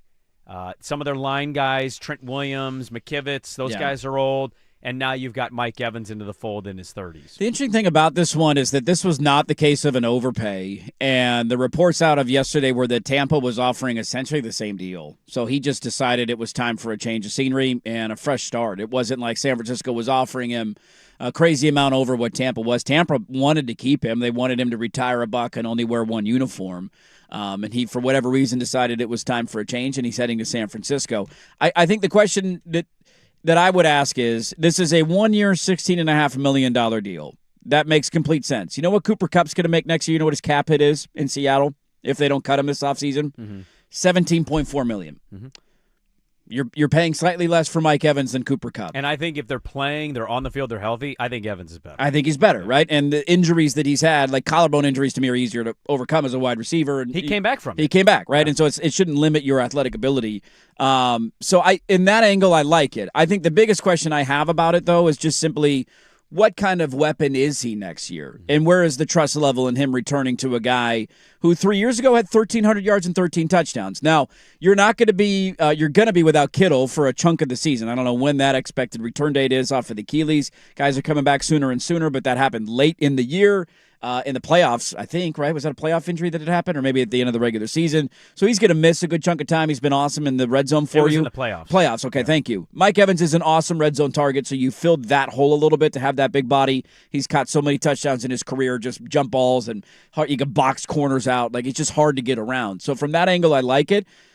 I think the issue that I would have with it is, do you have a number one wide receiver? And maybe you don't. Maybe the Niners are good enough to overcome that and say we don't need one. But when I look around the rest of the division, Seattle has JSN. The Rams have Puka Nacua. They are two of the best young wide receivers in the NFL. Maybe Ricky Pearsall takes a massive step and stays healthy and is reliable, and you say, hey, look at that. He ended up being your one, and now Mike Evans is a dominant number two. If you're signing Mike Evans, now financially you're not signing him to be this, but on-field production-wise, if you're asking him to be a number one wide receiver next year, I don't think he has the ability to do that, and that's the only concern I have of the signing. So one big criticism, or I would guess something that people bring up about San Francisco and Shanahan's system is, can you have a true one? Is the system built for it, or is the system built to have really goods? And I think that's a fair thing to wonder, because they're never going to be a pass-happy team, right? They want to run the football. Have they ever had a guy who you thought had the ability to be a one? I mean, I thought very early, Debo was the guy. He's a very good weapon. And Debo ended up being really good. Debo, to me, is not a one. No, he's more of a gadget. He can impact the game in a lot of ways. I don't view him as a number one wide receiver. I think if they were being honest with you, they'd tell you that they thought Ayuk could be it, but also they felt like they were kind of forced into, we have to sign him because we don't want to lose him and watch him succeed. Sure. This essentially, by the way, his contract, Mike Evans, is coming from the guaranteed money that they got back from Ayuk, because they got out of the guaranteed money because he didn't show up to offseason workouts last year. Evans played in 8 games last year, not 4. Okay, 8. And he got 30 catches for 368. This is the stat that's interesting. So he averaged 15.9 yards per reception in 23, 14.6 in 2022, and 13.6 in 24. That was down to 12.3. Yeah. So it's the lowest of his career. Clearly an aging receiver, but again, if he's out there, and that's going to be that's the whole storyline with the Niners, right? What's the storyline of the Seahawks? How they draft and how good is the depth to replace guys you just lost. They just won the Super Bowl. Yep. The Rams, chips in the middle, all in. They got some youth out there, but aging old quarterback, one more go. Who's still playing, by the way, at an MVP level. Absolutely. The Niners is, can you stay healthy? Yeah. That's their biggest thing. If they can stay healthy, they're in the race with the other two. They couldn't last year, and they were still in the race with the other two. Right. So if they don't, they're not going to stay in the race again. So sure. If you were to power rank the NFC West, how would you power rank it today with just these moves, knowing we have the draft around the corner? Use this as the chip on the shoulder, Seahawks fans. I would say Rams 1, Seahawks 2, 49ers 3. That would be my power ranking of NFC teams. Yeah, I can't really disagree with that. And they were the top 3 teams, by the way, in the entire NFC last year. If you got rid of divisional seeding in the playoffs, they would have been seeded Seattle, LA, San Francisco 1, 2, and 3. And look how thin the margins were between 1, 2, and 3 in the division. Go back to the Niners when they were healthy. When they won the Week 1 game in Seattle, they really had no business winning that game. That late touchdown that should have been picked, the strip sack when Seattle was going to take the lead. Like, Seattle very easily could have won that game. You could play that game. And the LA, the first time they beat the Seahawks could have won that game and they make a field goal, other way around. Like, you're splitting hairs with all 3 of them. You just hope everybody stays healthy and it continues to be one of the best divisions in football, because it was awesome last year. I think it's going to be a ton of fun. We still have the draft to get through, and free agency isn't stopped. We still got pretty big names that are still out there today, as of right now, that still need to find landing spots. But the Rams, the Seahawks, and 49ers all active. Did you want to talk about the Cardinals at all? Did they do anything to the Cardinals? They signed Kendrick Bourne, Milwaukee's finest. Hey, Mustang born, Mustang bred. Going to be a Mustang till you're dead. $10 million. Hey, that's good. Keep getting that bag. Keep getting that money. He wanted to return to San Francisco. I mean, his exit interviews were like, "I'd love to stick around here. I don't want to. Please don't let me leave." Yeah, but when Max stopped being the quarterback, he didn't do anything. He said, "We're going to go ahead and sign Mike Evans instead of you. We're going to go that route." Let's go to Atlanta. They're bringing in Tua. Why do they want 2 left-handed injured quarterbacks? I don't really understand what Atlanta's doing. So we'll talk with our old friend Orlando Ledbetter coming up for the Daily Takeover. First, Schulte with the sports update. Now, from the George McCoy and Warren Allen Sports Desk, a Sports Center update on the Fan Sports Network, 105.1 FM and 1080 AM. First on the Fan, the Blazers back in action after a night off at Moda Center looking for their 32nd win of the year, hosting the Charlotte Hornets. Besides Damon Shaden, everyone healthy, thankfully. Denny Avdia back. Robert Williams, since it's not the second of a back-to-back, will be in action. Portland still, though, a 2.5-point underdog. Tip-off set for 7 p.m. on KATU Channel 2.2. A busy day in the NFL once again. Tua Tagovailoa not taking long to find a new home, signing a 1-year veterans minimum deal with the Atlanta Falcons just hours after he was released by the Dolphins. Elsewhere, the Steelers signing former Panthers running back Rico Dowdle to a 2-year, $12.25 million deal. The Raiders making a ton of moves, bringing in starter Tyler Linderbaum on a 3-year, $81 million contract. Also signing wideout Jalen Naylor for 3 years, $35 million, 23 of that guaranteed. Over to the Diamond of the United States, getting a big win over Mexico, 5-3 the final in the World Baseball Classic last night. Home runs from Aaron Judge and Roman Anthony leading the way. They'll face the Italians tonight in their final pool play matchup. It's a 6 p.m. first pitch on FS1. More sports scores and stories in 30 minutes. I'm Schulte from the George McCoy at Warren Allen Sports Desk. Heard missing work? Insurance companies acting like jerks? Don't call your mom. Call George McCoy at warrenallen.com.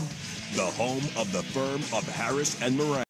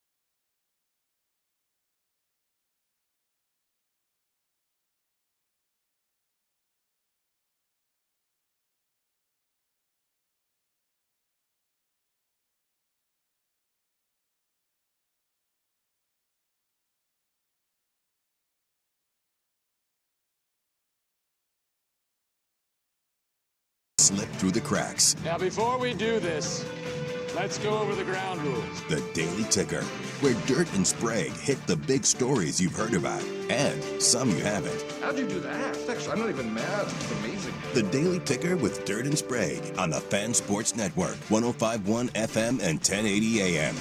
Well, got to be honest with you, Dirt. I think the reason we're doing this is because we enjoy this gentleman's company. We just miss him. Haven't had him on in a while, and they were in the news yesterday. It's been a hot minute. We talked about Tua being released by the Dolphins, and then some intel started coming out. Hey, maybe the Falcons are interested. And then the Falcons ended up signing Tua to a one-year deal, and we kind of keep asking each other, why do the Falcons love left-handed quarterbacks who can't stay healthy? Should we ask him about Magic City Night, too? Got canceled yesterday. I think he could really explain Magic City Night. Orlando Ledbetter, our great guest out of Atlanta, one of our favorites out there, been covering the Falcons a very, very long time. Orlando, good morning. Thank you so much. What is it about the Falcons? They seem to have a type, left-handed quarterbacks that can't stay healthy. Yeah, no question about it, guys. Thanks for having me on the Fan. It just seemed like they were in the market, and they found some similar traits and stayed with the injured left-handed guy. What's the takeaway from the fan base? Are they excited about this? Have people given up hope on Penix? Like, where are people at? And is the idea he's coming in as a legitimate chance to be the starter next year, or this is an insurance policy if Penix is to get hurt again? Yeah, it's an insurance policy, but it's one where the people in the community, the Falcon fans, have seen Tua grow up, seen him beat Georgia in the championship game here. So they know exactly who he is, and he could read defenses. Questions about arm strength, but then in Miami, for some reason, he decided to run the linebacker. So that's not a way to laugh. Same thing, Penix. He was just more, he had more injuries throughout his career in Indiana, and then got cleaned up at Washington, and then had one here as soon as he started playing. But, the people that really know football knows he's a young quarterback, still got an upside. A lot of guys don't get a chance to develop anymore. And so, patience is the call of the order. Where you're trying to develop Penix, then maybe you're trying to save Tua, and maybe you end up with a quarterback. And if not, it didn't cost you a lot of money, and then you're back in the quarterback derby next year or the year thereafter. Right. They haven't been to the playoffs, Orlando, since 2017. And I think when people think of the Falcons, they think nice stadium, cool feature with fans affording, food and drink. And I think people like the ownership, or at least assume that it's a good ownership. What's been the problem here? I mean, this just can't be. Is this just a string of bad luck, bad hire, or is there something deeper here that post that Super Bowl, they had one divisional round appearance. They haven't been to the playoffs since 2017. Yeah, they kind of lost their way drafting. They gave Dan Quinn more control over personnel, and he was just a coach.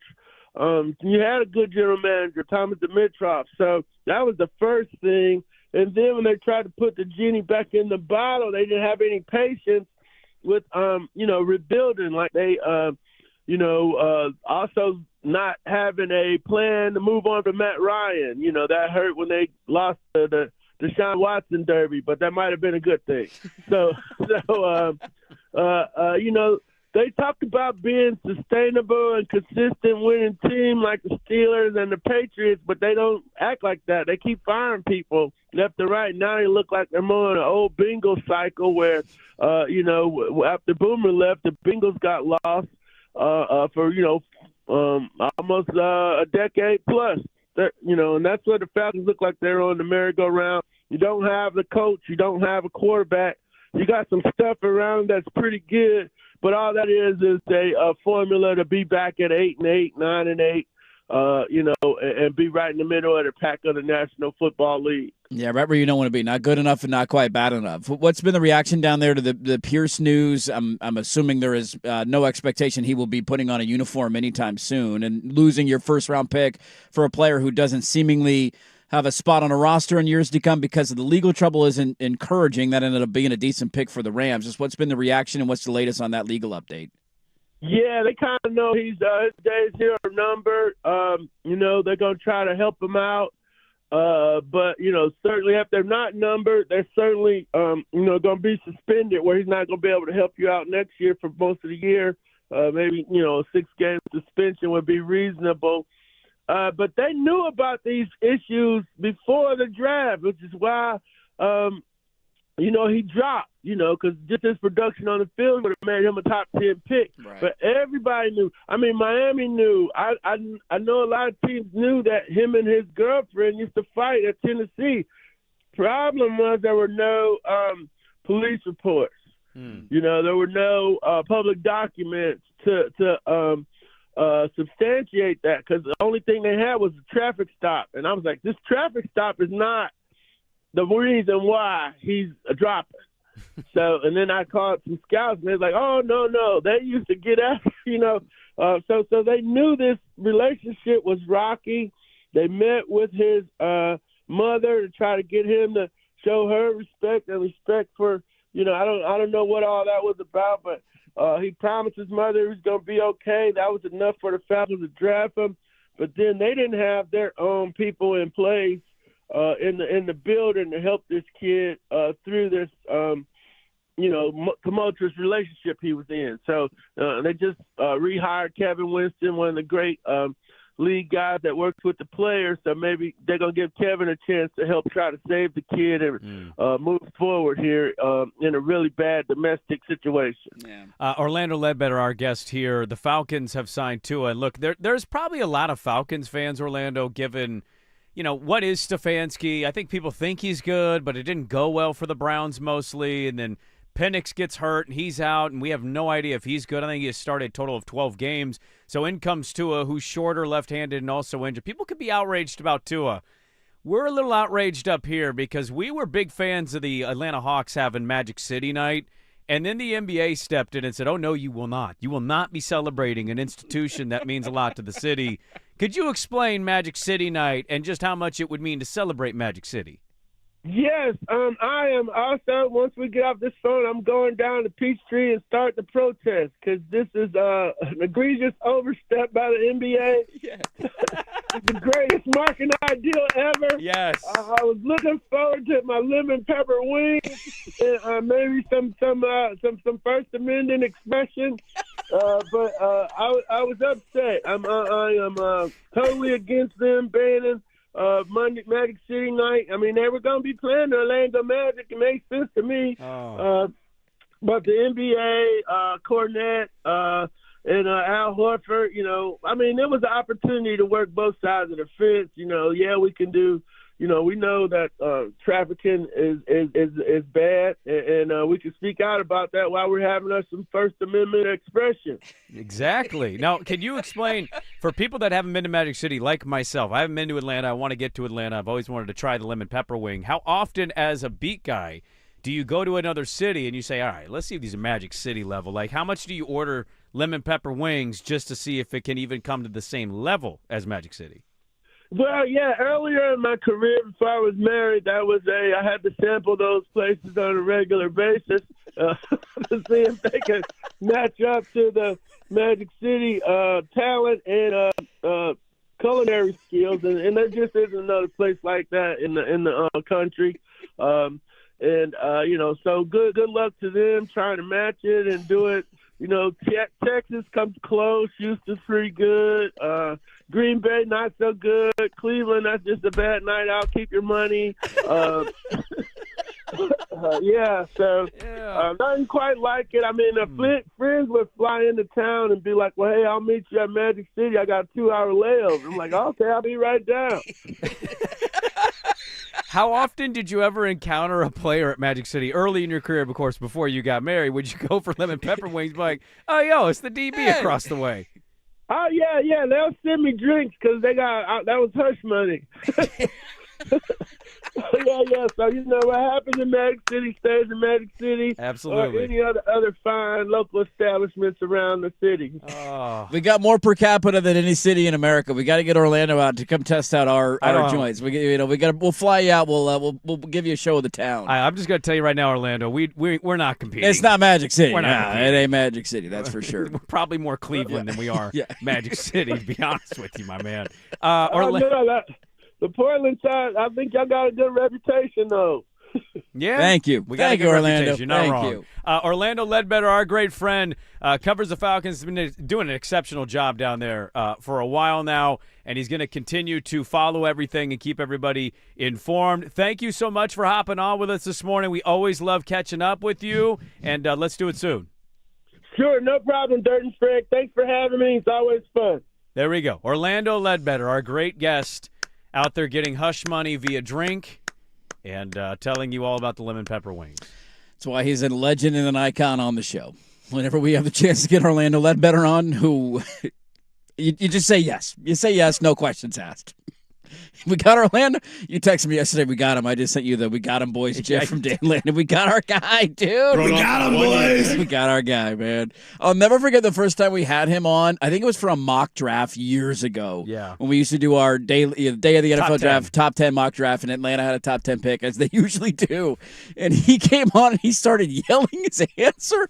We just looked at each other like, is this how he talks? And every time we've had him on, that's him. That's how he talks. He's jovial. He's excited to be here. He's happy. He's energetic. It's early in the morning. I need that. Don't take away his First Amendment rights. No. Let me enjoy it. He's going down to the protest today. After this, I'm going down. This gross overstep by the NBA. By the way, you know he's talented when I ask him, how do other cities wings comp? And it turns into the institutions. The institution are not as good. Their culinary skills are not quite the same. Neither is their talent. Just, if you go to Cleveland, save your money. Don't even go out. It's not worth it. Good stuff from Orlando Ledbetter for the ticker. Dirt and Sprague, we're back with more. It is 7:47 on the Fan. It's time for Who's Stinking It Up? Do not go in there. A sports lowlight, ripped from the headlines. We couldn't do diddly poo. Brought to you by Three Mountains Home Services. Schedule your appointment online at threemountainshomservices.com. The 2-1 pitch. Murakami crushed deep right center. Mooney has his breakthrough moment in the World Baseball Classic. A grand slam to blow it open in the 8th. What up, Stephen Nelson? Fox Sports on the call. Japan blowing out Czechia in the World Baseball Classic. Can I give you a critique of the World Baseball Classic? Yeah. It's too welcoming. No offense to Czechia, great hockey country. Had a great, almost knocked off Canada in the quarterfinals. Has there ever been a Czechian Major League Baseball player? Is there one on the roster? I don't know. What are we doing here? Their pitcher was an electrician. Wait, what? Yes. Yes. Well, I'll have it in the It's update. Czechia, dude. Yeah. They don't. What are we doing? Why are they in the tournament? I don't know, but they're stinking it up against Japan. Some electrician has to face Shohei Ohtani with the bases loaded. How do you think this is going to go? Are you telling me Shohei Ohtani is modern-day Bob Cousy? Yes. He's killing bombers. Who's stinking it up? Brought to you by Three Mountains Home Services. Our friends at Three Mountains Home Services have a sweet special this March. Purchase a new high-efficiency HVAC system and score a 16-year parts and labor warranty. 16 seasons of comfort starts now. Visit threemountainshomservices.com today. This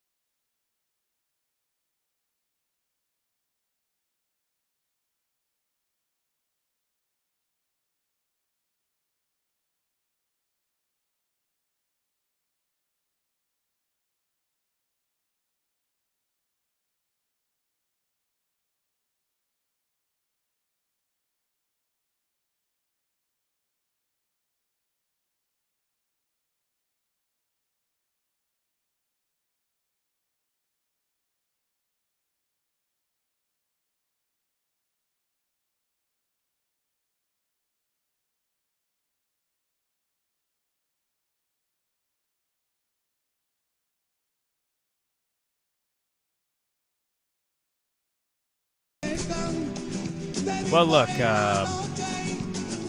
Orlando's great. Orlando Ledbetter. So much so that he's motivated the brand man to give us his review of the famous Magic City Wings. It was one of my biggest regrets. We went to Atlanta to watch Oregon lose by 800 points to Georgia, and I did not go to Magic City on that trip. I totally spaced it, completely forgot, and I dropped the ball. And I don't know when I'm going to be back in Atlanta. I love Atlanta. It's a good little town. Lots to do there. I wish I would have gone to Magic City. So the reason we brought that up is the NBA did step in. They canceled it to Luke Cornett. They actually and Al Horford too, and everybody in Atlanta's killing it. Like, you weren't one of us anyways. Al Horford. Al Horford came out and was like, "Why? This is ridiculous. You cannot do." Like, he was just as adamant as Cornett was. Yeah, I think it was last week. Wasn't he drafted by the Hawks? He played in Atlanta for a long time, and everybody in Atlanta was like, "This is why we never embraced you. We never liked you to begin with. You have betrayed us. You've betrayed the city." Wow. And a lot of kids in Atlanta started coming out with like those out of nowhere, "I asked for his autograph, and he said, F you, I'm not signing anything." One guy had a tweet that was like, "I once asked him in a public place if you're Al Horford, and he said, F no, get out of my face." So everybody started just trashing on Al Horford after that. I trashed on that guy. Al Horford is 6'9". Like, why are you asking that question? What a dumb question. That's Al Horford. You look like Al Horford, and you're 6'9". Are you No. Al Horford? No, I'm not. No, I'm not. I'd say the same thing in that moment. I'd be like, no, I'm not. No, that's you not say me. F you? No, I wouldn't say F Exactly. you. But I'd like jokingly be like, no, I'm not Al Horford at all. Kind of a little B, Al Horford, learned the lesson. Yeah, so the NBA allowed Atlanta. They sat down with him and actually said, could you walk us through why you want to have this night? And the what's Hawks going on? actually did a presentation about why. They did. And the NBA said, while we appreciate the reason, we're going to get ahead of this, ahead of their March 16th date and say thanks, but no, we're not having Magic City night for the Atlanta Hawks. Adam Silver, again, having balls for the wrong reasons. Let's cancel a great promotional event and trample on our First Amendment rights as if Magic City is trafficking girls to other strip clubs. Like, get the hell out of here. This would have been iconic, and it is now going to lead to one of the most sought-after pieces of clothing, merchandise, and sports that we've ever seen. So for those who don't know, on the night, Atlanta made a bunch of team-issued Atlanta Hawk logo Magic City sweatshirts, and they have been available on the team store ever since they announced the night. Now, nobody knows what's going to happen to these sweatshirts. Worldwide Wob had maybe one of the funniest tweets I've read in a week or two. He said last night, these were already printed, ready to be distributed at the game. That means they're likely sitting in a storage facility somewhere. The most important piece of apparel in basketball after today's news. Will they be burned? Will they be sent to a third world country like the losing Super Bowl T-shirts? We need to know the answers to this. And he's asking anybody who made a pre-order of the sweatshirt. Are you still getting it? To keep me in the loop of how this plays out, because they have now taken it off of the team store. But it was a sweatshirt. It was black. On one arm, it had a basketball with a peach on it, a la Georgia. On the other arm, it had the Atlanta Hawk logo. And on the front of the sweatshirt, it said Magic City. And it's a sweet-looking sweatshirt. So I'm on their team merch store right now. And it's not there. Yeah, they took it down. After the news came down, they took it down last night. Side note, that is one of the more irrelevant franchises to exist in my entire existence of Without life. a doubt. And I know it feels like we say that a lot because we kind of do, but they really are relevant. They don't even have like a ton of fans there. No. You could make a case. I'm on their team merch store. They have some of the sickest team merch maybe in the league. It's an awesome logo. Well, it's not just the logo. They have a lot of peach tree stuff. Yep. They've got throwback Hawks logos from the 90s. What's their? I don't watch any Hawks basketball. What's their City Edition jersey? Is it good? Did they go throwback? Ooh. Because I saw that the other night. You know what I thought about? We didn't talk about after the Pacer win. It says Peachtree on it. It's Does black it? with peach Peachtree. and it says That's actually Peachtree kinda cool. across the chest. It's pretty sweet. Think of that jersey when you see the Magic City sweatshirt. It's kind of similar to that. Is that what it looks like? Okay. Yeah, I was thinking this the other day though when Indiana was in town. God, those jerseys are sex. They're unbelievable. What? Sex? Those Indiana Pacers jerseys? Oh, the white ones? Are you kidding me? I had a chub watching that thing in the living room, man. Those are perfection personified. They're so. We get Carpet City jerseys and they get to wear those on the road. Our carpet jerseys are sex, Stop it, too. Schulte. No. Stop it. I will die put up with a lot of bad takes. I will not put up with that That's take. not a bad take, buddy. It's called individual preferences, sir. Why are we wearing a different color scheme? Why color did are we the wear Blazers? brown? It's stupid. Was that smart? No. I'm okay not having color-based things, but it has to look good.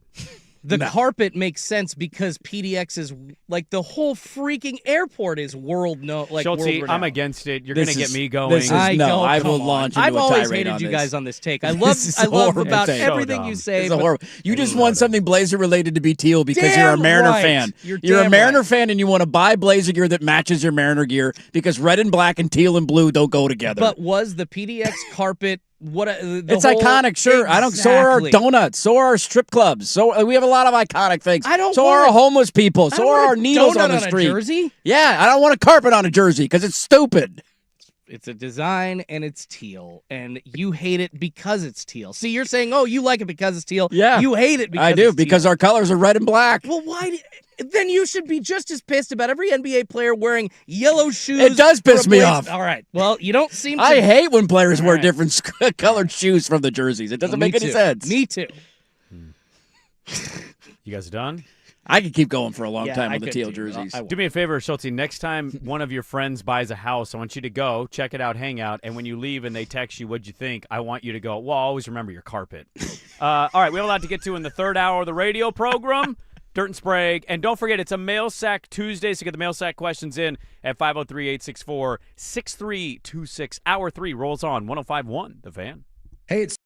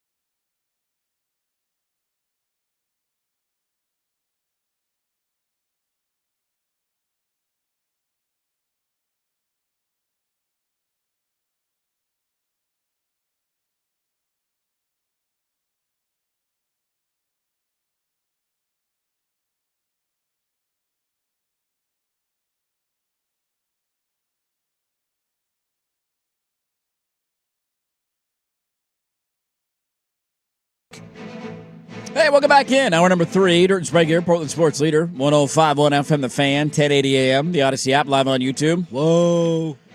Happy Tuesday, everybody. We've got the mail sack coming up, 9 o'clock. Get your questions in. Fan text line, 503-864-6326. Sack's already filling up, so we'll get to all those questions coming up 1 hour from now.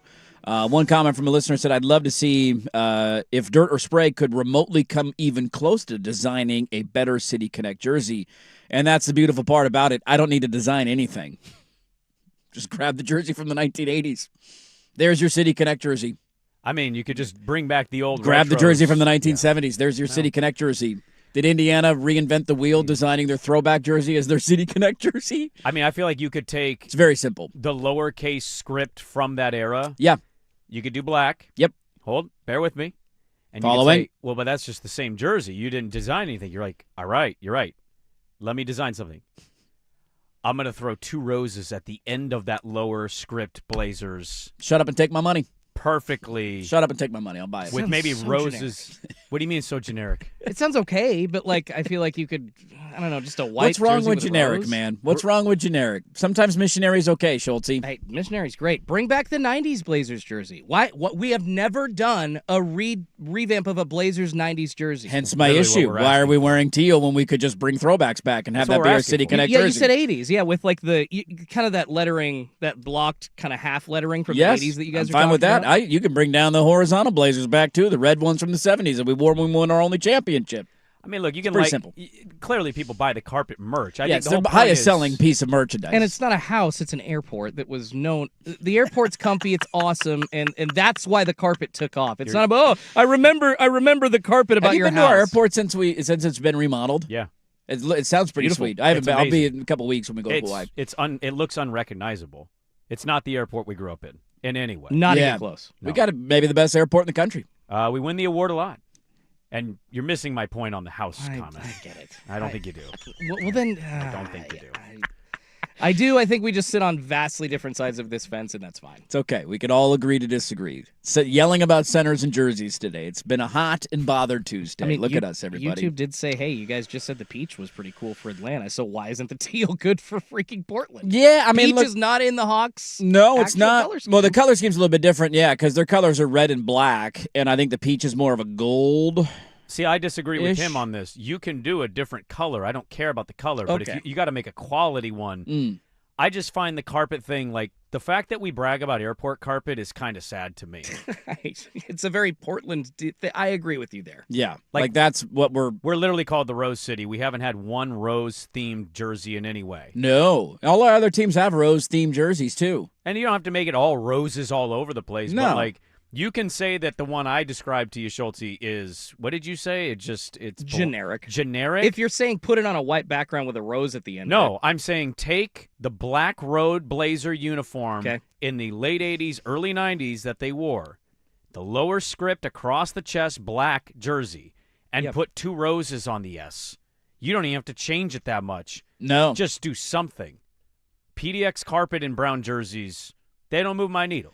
But And- to each their own. I guess the color thing for me is that when it's so like the Atlanta one is at least color adjacent, if that makes sense. Like you're not that far away from their original colors on the palette. Like to go from a red and black to a Peach and black? well, I mean when you look at the color, I would say red and black to teal is drastically different. Yeah, orange from red is a little less. Orange from drastic. red is I would like agree. you're in the same neighborhood. It's a different color, It's but only it's not. one slide over. This on would the be color like the wheel. Mariners wearing a red and black jersey. They are teal. If they had a red and black City Edition jersey, you would see them and go, "Oh my God, what is that?" It's like when the Red Sox wear their blue and yellow jerseys, and it just, who am I watching right now? What is this? Well, that was because of the Boston Strong shirt, but True. it was bad. No, I think that was their more recent. That they had their City Connect baseball jerseys were blue and yellow. Was that The because fir- of the Boston Boston Bomber? Strong. Yes, the Okay. Boston Strong shirts. I know this because I was at the marathon. They were blue with yellow lettering that Got said it. Boston Okay. Strong. The recent ones got redesigned as a green monster revamp. Got so it. the new ones look way Your better. carpet jersey take is more about the fact that they're too lazy as an organization to have a matching Too floor. cheap and lazy to have a matching floor. Yeah, I still wouldn't like the jerseys. They would be more aesthetically pleasing to watch if you had a matching floor. Like if you made the pinwheel in the middle with the carpet in it, in that color, yeah, and you it would maybe be did something better. on the It would be baseline. easier to watch. I still wouldn't Yeah. love them because the teal jerseys are weird to me. That's fine, but if they yeah, would have had a they would look matching better. floor like other teams do with their City Connects, Yes. you would have been, I think, more okay with it. Agree completely. I want to get to something that happened last night. We'll get to that coming up here in the next segment. I saw this random factoid yesterday, and I'm wondering if you know the answer to it or if you can name any of the other candidates. So Kenneth Walker left Seattle in the offseason. He is going to be a Kansas City Chief next year. And he, of course, was the Super Bowl MVP. Oh, if you're going to do a trivia, I was going to give this to you, so I already know the answer. So you already know the answer. All right, let's ask it to Schultz then. Jordan Schultz, how many times has an MVP of the Super Bowl immediately left their team that following offseason? So never played it. So you win the MVP of the Super Bowl and you never play another game for that team again. Now, is he counting Kenneth Walker? Kenneth Walker is one of them. Okay. So let's go 5 total. Ooh, That's you're pretty close. I feel like this happens, but not a lot. It is 4 all time. Your examples, Larry Brown for the Cowboys back in the day, would have been Super Bowl 30, I think. Desmond Howard with the Packers, obviously MVP, running the kickoff back, all that. Dexter Jackson, one of the most random MVPs in Super Bowl history for the Bucs over the Raiders, left in the offseason that year. And Kenneth Walker is the 4th. What do all 3 of the previous have in common that Seahawk fan can cling to? None of them did much when they left. Well, there's that. No, that's the answer's right, but it's not what I'm looking what you're for. looking for. No, the teams didn't do anything afterwards. No, I don't know. All 3 of the players came back to the team. Oh, eventually down the road. Yeah, touche. Desmond came back. Larry God, Brown I forgot came back. that Desmond Howard came back to the Packers. I mean, it didn't Cup last of coffee. very long. Yeah. That's a good point. Yeah, Kenneth Walker will be back. He'll when he's like 2 31. years, He'll 3 be a years.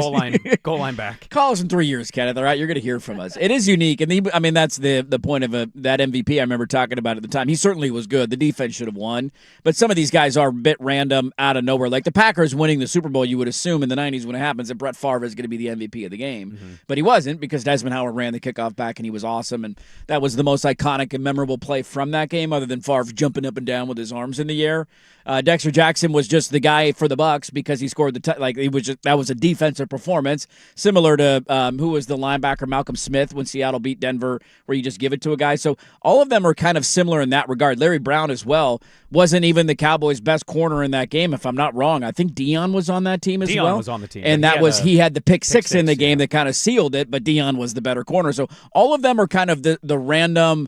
Would have been far down the odds list going into the Super Bowl in terms of how you could have wagered on them to be an MVP. Well, I'm trying to remember if Walker was even top 2 on his team. I don't think he would have been. JSN and Darnold were. The quarterback has to be at the top, and JSN is their best offensive weapon, and so he easily was number 2. Look, Walker might have been 3rd, but we got more. A lot of these deals get announced during our show, and then we got to wait for some of the number stuff to kind of get published. I'll go back to what I said yesterday. Like, I understand he's your MVP. He had a great playoff run. 14.47 per year basis is just that's a bit rich for my blood. When you already have another good running back too. You have a good running back that you trust and believe in, and he'll be back and fine for next year. Dude, you can go get Algier from Atlanta. Yeah. I think he's a free agent. Get him for super cheap, and then fill the void with that, and call it good. It's not that Walker isn't better than him. It's just that you want to pay that kind of money, and I think if you go look at Chiefs fans, they're maybe a little more like than they are like yay on this. Right. It's a lot of money to pay, and we talked about the tiers to it. There are your Gibbs, McCaffreys, Barkleys, etc. I think Walker's below that tier, and he's above the tier below that, and so he's in this middle tier where that's kind of a lot of money to be paying a guy. You're paying a premium price for a guy who ranks in the middle of the position. Middle is maybe not fair. Maybe he's upper echelon, but he's not in the elite category of running backs in the NFL.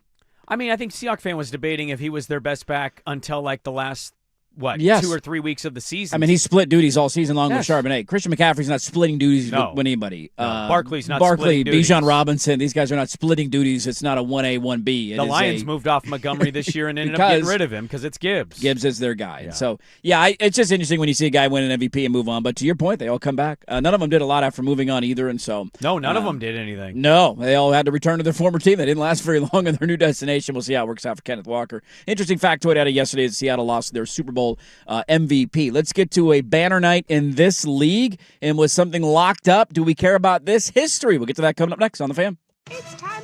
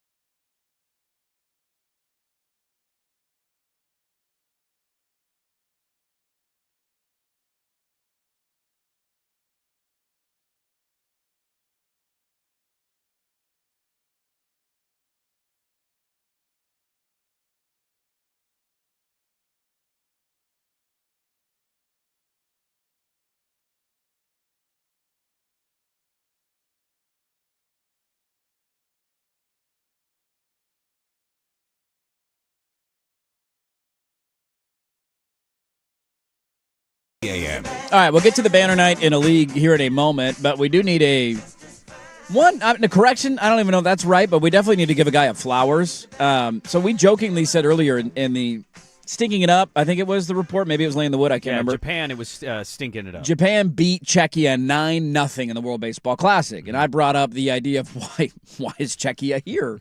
I don't think they have any Major League Baseball players. Like, there's no chance that Czechia is winning anything. Right. They don't have any Major League Baseball players. And Schultz pointed out that their starting pitcher in the game last night was an electrician. Right, to your point. Do they have an actual electrician? Because I was like, is there any baseball players on this, like, professionally? And you said, well, it's Czechia. It's Czechia, dude. They got hockey players. I know that. They got some pretty good NHL players.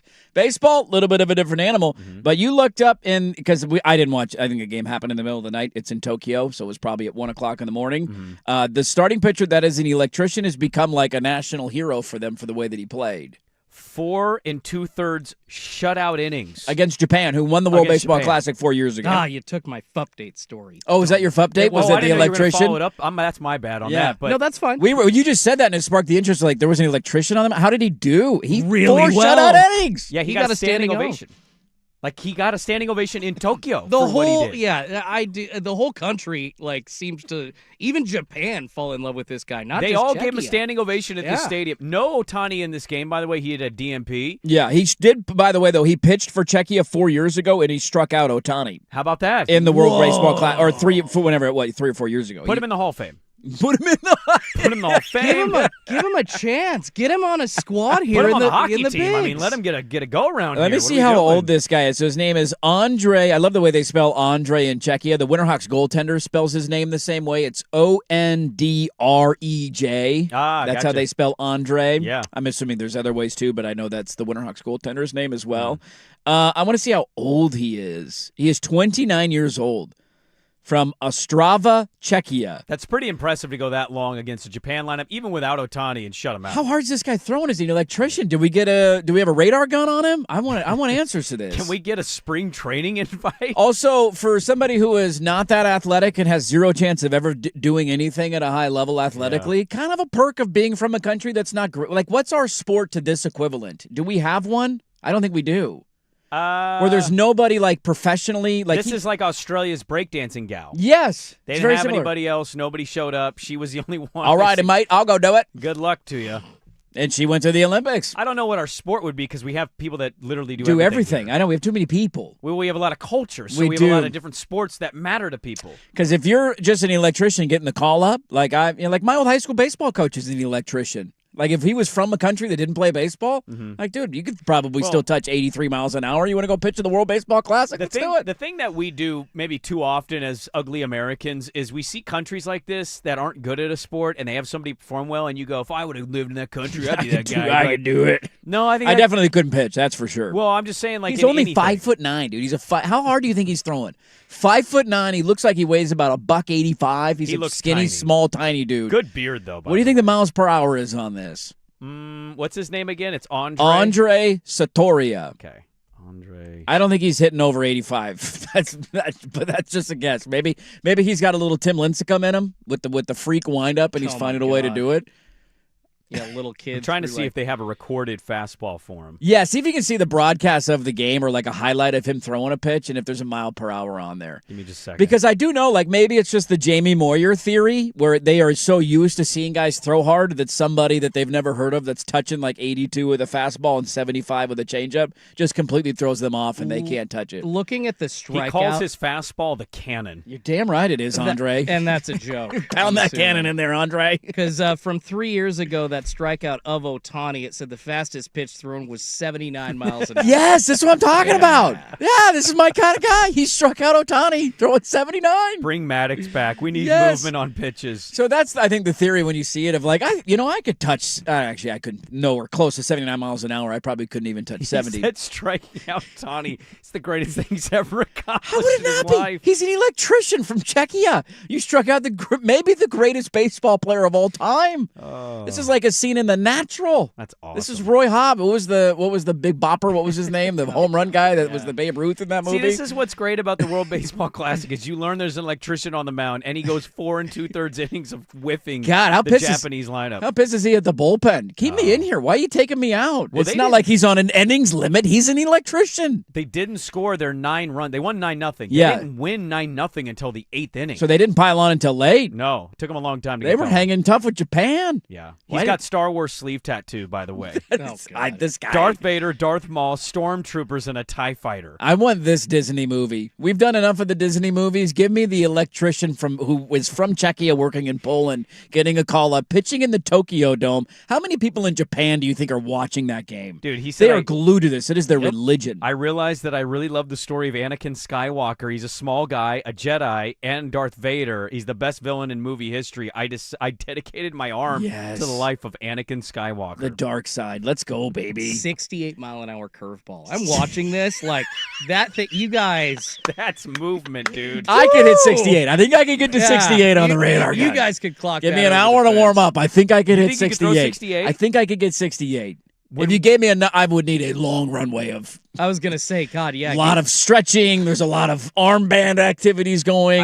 I don't Popping think is going to happen. I think I could get there. I don't think I could throw 68. But do you remember what you did at the couldn't. Hops game? I do. I remember that because it was a fun day. Like, they let us out there. We went to the bullpen underneath and warmed up. And we were all hanging out. Loosen your noodle. And look, we were all in a position of, we're throwing this thing hard. Is it going to be straight? We'll wait and see and make fun of each other who is and who is not. You're not going to float one over the plate. You got to pump it in there. And I remember, I threw it as hard as I could. It ended up going right down the middle. It was a perfect strike. 64. That's not bad. And I probably could have thrown a little harder, but I cared also about the accuracy. Yeah, you want to, yeah. And so I had a listener actually, I remember back then, he tweeted, he was like, dude, nice throw. Did they have the radar gun up on the Jumbotron? Yeah, they showed us what it was in real time. You could see. I think Demers clocked. Who had the fastest? He probably did. He was a baseball player. Okay. And maybe, God, I remember what Dusty was. I don't remember Sukanik doing it. Okay. But I was maybe on he did. vacation. I know I was out of town. Wilcox was still here. Oh, yeah. So I'd ask Dusty if Dusty went out and did it, because I remember it was all of us, and it was just a blur to me because I'd never done anything like that. Sure, you're down on the field throwing a first pitch. But I It's remember cool. Demers was taking it super serious. As he always did. And I think Ropp was still playing old guy baseball. Okay. So he think still had a stretched out arm that could throw a little bit. one of them I want to say threw 70. Wow, that's or pretty impressive. 71 even. For not a serious, like, I guess, Ropp, if he's playing adult league baseball, you're still playing it relatively serious. You care a lot. Demers was the guy that took everything seriously, like slow pitch softball. He's stretching before the game. So that doesn't surprise me that he would get into it. Yeah. Hitting 70 as just like an average, run-of-the-mill, middle-aged man. Pretty good. Impressive, dude. If I could touch 70 right now, I'd be very proud of myself. Hey, you could play in the WBC. You could pitch Hit for Czechia. 70. Now, this is the next challenge. Next time the World Baseball Classic comes around, everybody hates these people to do it. Do we need to, I need to dive into my lineage and see, do I have anybody, See if you a can great qualify. aunt from Czechia? Can I give you a call? Can I come catch for this guy? Can I be behind the plate at the Tokyo Dome? Let's make it happen, man. Yeah. So I just have update. Sorry to steal your update, Schulte, but that's a really fun It's all story that you get where it's just he's an electrician, and he pitched last time they had the World Baseball Classic. He threw for him, and he struck out Ohtani, and they called this guy back. Now, they have been eliminated, but to nobody's surprise, but still a cool moment. See, I think about the other part of this, too, is I don't know the infrastructure in Czechia, but, like, I'd imagine this guy goes back. He gets to be a hero. He works in Poland. I think he lives in Poland now. Okay, but, like, if he wanted to, he could probably open up a baseball facility and have everybody want to go to him because of this. I'd imagine you're a bit of a national hero, right? Like, He's I don't had care. 2 runs against Japan, and he's done the same thing twice. Twice. 4 2/3 innings, Twice. scoreless both times. Somebody call this guy, man. Get him a double-A Unbelievable offer. story. Portland Pickles, where you at? I Come on over, buddy.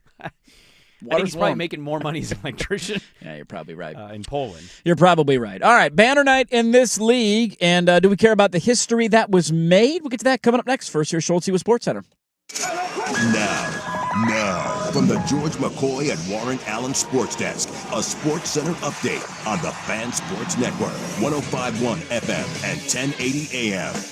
This update brought to you by Reynolds Defense Firm. If you've been arrested for DUI, you need a team of attorneys you can put your trust into. Call Reynolds Defense Firm today online at reynoldsdefensefirm.com. First on the Fan, your Blazers back in action at Moda Center tonight, hosting a very entertaining young team in the Charlotte Hornets as they look for their 32nd win. Besides Dame and Shaden, everyone going to be in action. Portland a 2.5-point underdog still, though. Tip-off set for 7 p.m. on KATU.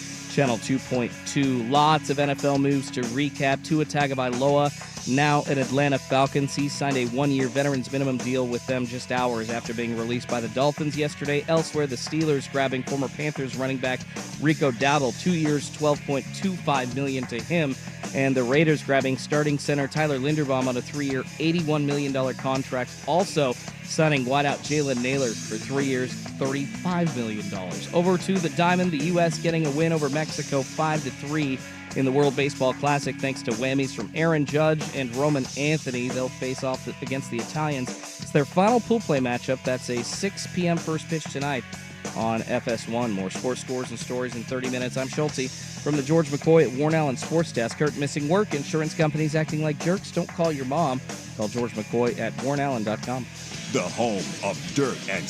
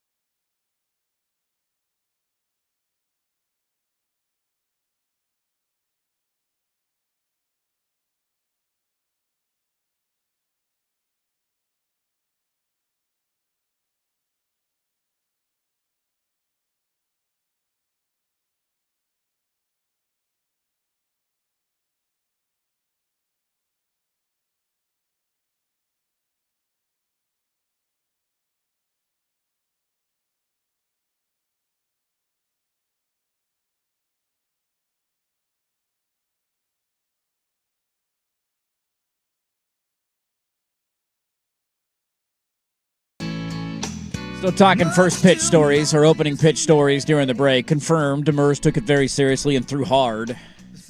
Brandman says he threw a strike. That's all he cared about. Miles per hour didn't matter to him. So Brandman and me were like, we were thinking the same thing in that moment. Just get one over the plate. Just, Yeah. you don't want to, you're not lobbing, you're not throwing an eephus out there. You want to get one over the plate, but, you try and get a little oomph behind it. I'm going to text Demers right now. See if he remembers what his mile per hour were. I think it was, I want to say it was See if he touched 70. Or 70. Yeah, 70's impressive, man. I mean, I was happy with 64. I saw 64 and I went, hell yeah. Dude, if I went out to you let me warm up and I hit 65 right now, I'd feel pretty solid about that too. You just said you thought you could touch 70. I said 68. I said if I pushed it to the max, I don't know. We'll see. We'll see. We'll see. Let me warm up. I feel like you're trailing with your confidence. Let me warm up for a while, okay? Give me an hour. My shoulder's not in great shape. Speaking of impressive feats, last night we had maybe the game of the year, although there's a million that we end up forgetting about, and it's probably theater of the moment. But OKC and Denver playing another classic game that leads down to the wire between two MVPs and has a dirty foul in the final minutes of the game from the same player who's known for dirty fouling, the same player that he dirty fouled last night. And a guy probably lock up his second straight MVP with a game-winning three with, 2 seconds to go in the game. Denver didn't have any timeouts left. They basically had to heave it full court, and it did not go in.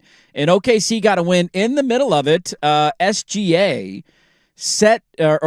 tied the record of Wilt Chamberlain, which was the most consecutive games in NBA history, scoring at least 20 points. It was the 126th consecutive game that SGA has scored 20 or more points, matching Wilt Chamberlain's record streak from 1961 to 1963. Is that a piece of history that we care about? I feel like we play that game a lot. Yeah. Is the MVP locked up? And was that the game of the year in the NBA last night?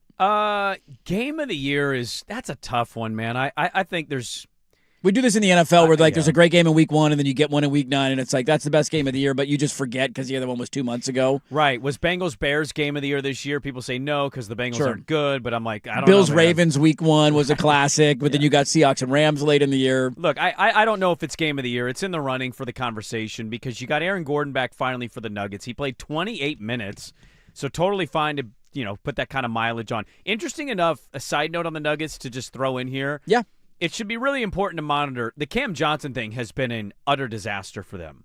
He is not shooting the ball well. He has not fit in with them really well. And Michael Porter, when he plays for the Nets, he's having a good year. He's pretty good.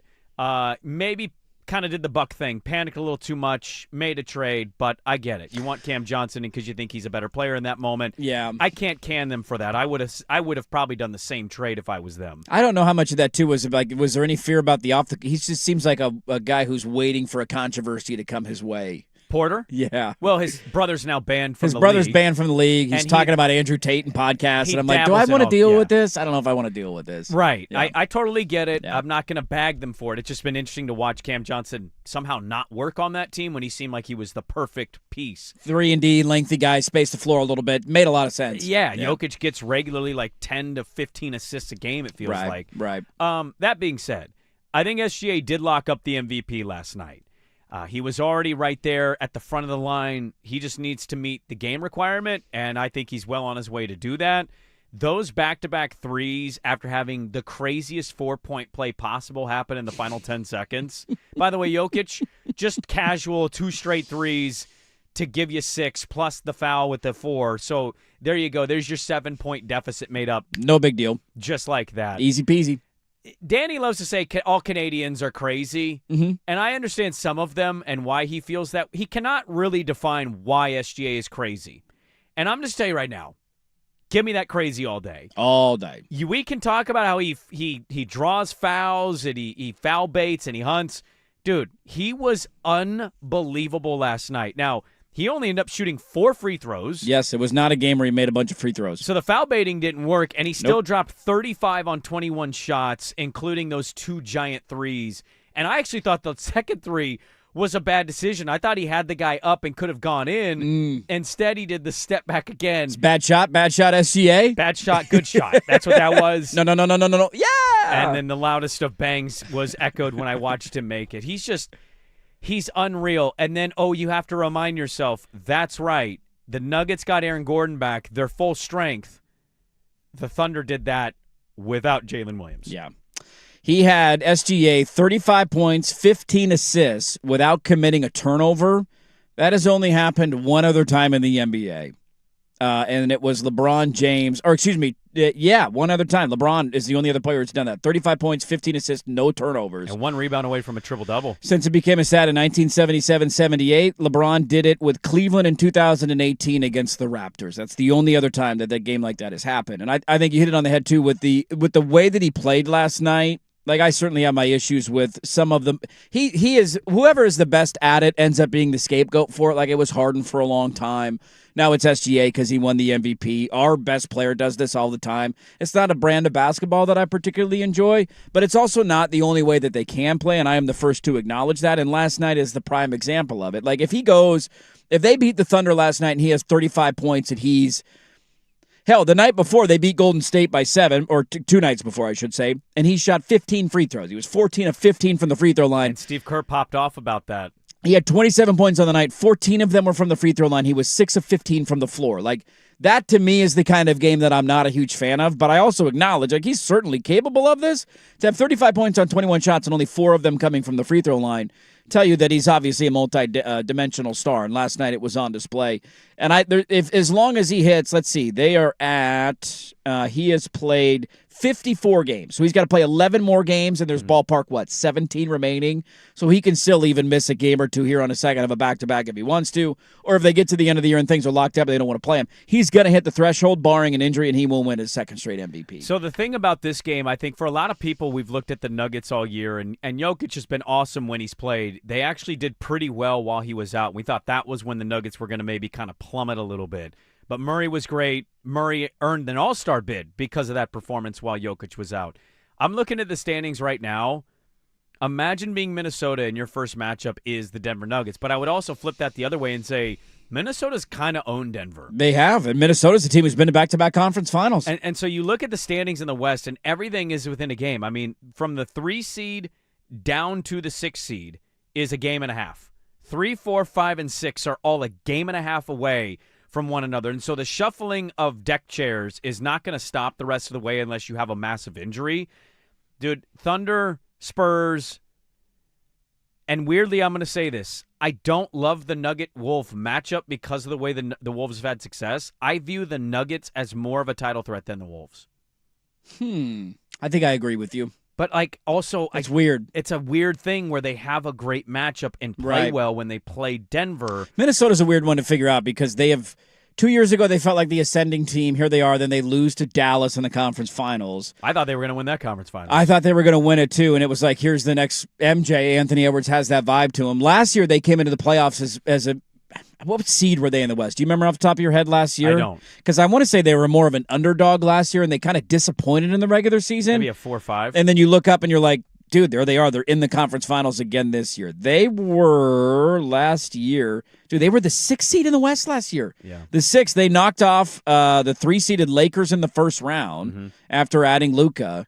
And then, won their second-round series. I can't remember. Did they beat Houston in the second round? I can't remember who they beat. But they found their way to the conference finals again. So, I think just it's the idea of Jokic being simply unstoppable when he's on. And Aaron Gordon's a big part of that. Warriors. The Warriors, that's Remember, right. because Jimmy Butler and them, I think they beat the Rockets in 5 or 6. That's right. The Rockets lost to the Warriors in the first round of the playoffs. And we said what? They need to go get a score, which is they why did. they went and got Kevin Durant. They got it. They added one of the greatest scorers in the history of the NBA. We'll see how it works out for him this year. But, I think I would lean Denver as well. This is quickly becoming, though, I think, lost in the shuffle of all of the SGA talk and the Wilt Chamberlain record and all that. This is becoming a rivalry that for me is awesome for the league because you have how do they combine how many MVPs they combine for because Jokic has 3, right? SGA's got 1. He's about to win another one. So you're talking 5 of the last 6 MVPs? Sans an Embiid year. Did anybody else win one in the middle? Because it was Jokic like 2 or 3 years in a row. I don't think so. Embiid got 1. We had to have the whole white versus black debate, and then SGA won it. And maybe there's one in there that I'm missing, that I'm forgetting about. But I feel like you're talking essentially the last 6 years of MVPs are on this matchup. Yeah, so since so Jokic won in 21, 22, 24. Yeah, outside of it was Embiid, right? So it went Jokic, Embiid, Jokic, SGA, and then SGA is going to win again. So yeah. you're at 5 of the 6 last MVPs. The last time these two teams played, at least I believe it was the last time they played, you had the dirty hip check from Dort in the backcourt that led to them coming face-to-face. And then last night, not only is it a classic game again that comes down to the wire, just like the last one was, you had a play late in the game where Dort throws his elbow into the face of Jokic off of a screen. I thought it was more his hand, but yeah. Sure, hand, but he clearly hits him in the face, and the OKC announcer is trying to defend Dort, saying he didn't even touch him, and then they show the replay in slow-mo, and it shows him hitting him directly in the nose of the face, and then he just shuts up. He doesn't say anything. I'm hoping that this ends up being our conference finals. I certainly think Minnesota's a fun story. Over the Spurs? God, I forgot about the Spurs in that too. I think that's the thing is, are the Spurs going to be able to ascend? Maybe not conference finals. I'm hoping we get this again because last year it was a great series that went 7 games and NBA Dirt almost rode off into the sunset and the Nuggets just couldn't win Game 7 and OKC survived. Fair point on San Antonio. Doesn't have to be conference finals. Give me this at least one time in the playoffs. I need a 7-game series of these two teams. If I was gambling, I think the Nuggets end up in the 4-5. And I think the Lakers will end up in the 6. Rockets, Minnesota is interesting because they're just separated by a half game. 1 and 2 are secured. The Spurs not change them. The Spurs have a 7-game lead on the 3. They might catch OKC. I mean, not a long shot, but they have a chance to. But they're 3 games up on the Spurs. So 1 and 2 are locked. It's more about how are they going to end from 3 to 6. And I think Denver's going to end up in that 4-5. The thing is, it depends where Minnesota. The matchups here. I don't think there's a scenario where you play the matchup game. You're going to have to play Oklahoma City. You're going to have to play the Spurs, and you're probably going to have to play Katy Rockets or Wolves anyway. Yep. So what's the point of doing the whole where you end up and who you play round 1? It's going to be a gauntlet no matter what your pathway is. It's going to be ridiculously hard to do. Here's something to throw at you. I find it very interesting, not that I think the Clippers will win it, but God, the Thunder having to have to play Kawhi Leonard in round 1 is just like not fun. No. They're a better team. They will win the series. Trade but, and Harden trade. Yeah. They just suffered an injury from their young center. And they took care of business against the Knicks last night. They kind of held that lead the whole game. But the Clippers continue to be weird. And now, right now, we're sitting in a scenario where we play the Warriors in the play-in. Are we the 9? We're 10. We're the 10 now? Yeah, the Warriors are about a game. So the Clippers have jumped the Warriors? Yeah, with their win last night. They're ahead of the Warriors with the tiebreaker. So we'd go down to the Bay Area for the play-in, huh? Yeah. And the Spurs would get either the Suns, whoever the winner is of the 7th seed. Yeah, whoever comes out of the play-in. Your point on Kawhi is valid. I think Steph has a little bit of this. Like he could get hot and win a couple of games if he's healthy, depending on where he's at come playoff time. You feel like a sacrificial lamb to OKC or San Antonio. Those teams are just seeming, for the bottom portion of the playoff bracket, which is where we reside, that is an insurmountable mountain. I think 4 of the top 6, absolute live to win the conference. I would power rank them. Like Minnesota would probably be my last one. I don't give Houston and the Lakers a chance to win the conference. No, I don't either. I think there's something about Houston that's just odd. Kevin Durant will score 25 and it won't matter. Is Van Vliet out for the year, or is there a chance he returns? Because that was an off-season thing, if I'm not wrong, where he tore his ACL. But it was kind of it was like close to the start of the year. Around camp time, I want to say, is when that injury got reported. And the Lakers with LeBron, him, Reeves, and Luka just don't work. When LeBron's out, I think the record's like 9-2 in 11 games. Right. So that's clearly, to me, they're not going to be good enough to do it, and they don't play good enough defense. So I look at Houston and LA, and I would kind of eliminate them in my head of title contention, conference contention. But OKC, obviously the favorite. San Antonio, Denver, splitting hairs depending on how good Jokic plays. Mm-hmm. And then Minnesota right there. Those are the 4 for me in the West that can win it. It's a good thing the Western Conference seems easy in the years to come. Not a lot of headwinds in our face here in Portland. Portland, Oregon, USA. These teams won't be hard to topple. You wait till we trade for Giannis this offseason. That's right. You'll change your tune next year. Can we switch? Can we relocate to the Eastern Conference? Is that possible?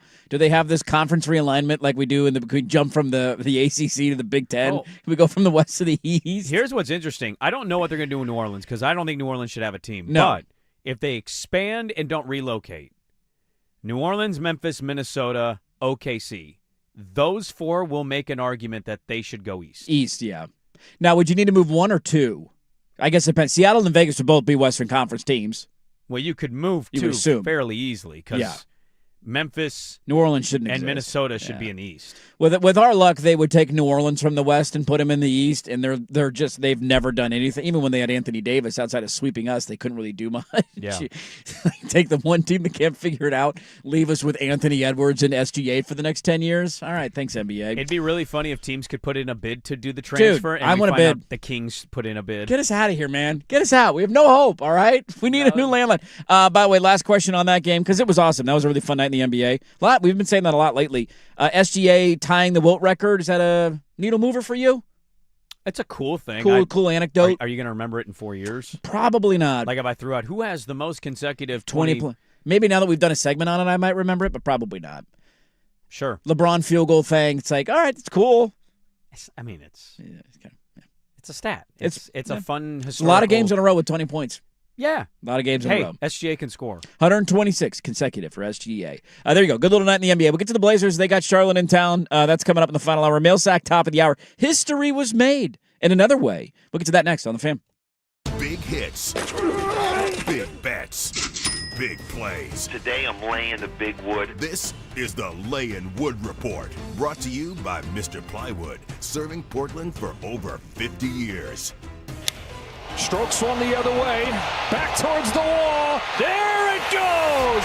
Aaron Judge strikes first for Team USA. There's Joe Davis telling us that Aaron Judge stroked one the other way. He went yard. I love stroking it the other way. And the USA World Baseball Classic team laying wood so far in the World Baseball Classic. I wasn't a very good other way hitter. I was a pole guy. Couldn't really go to right field. Aaron Judge, not that problem. Much better at baseball than me. Laying the wood, I guess. He laid the wood. Laying wood so far in the World Baseball Classic? Yeah, that game was a little. The Great Britain game was a little tight. That one last night was 5-3 laid. Mexico had some chances, but he laid the wood to that baseball because that was an impressive home run. Yes, he did. Laying Wood Report brought to you by Mr. Plywood. Serving Portland for over 60 years. They have delivery. They have custom cutting, special orders, and great customer service. You can visit them at Southeast Stark Street or go online if that's easier for you at mrplywoodinc.com.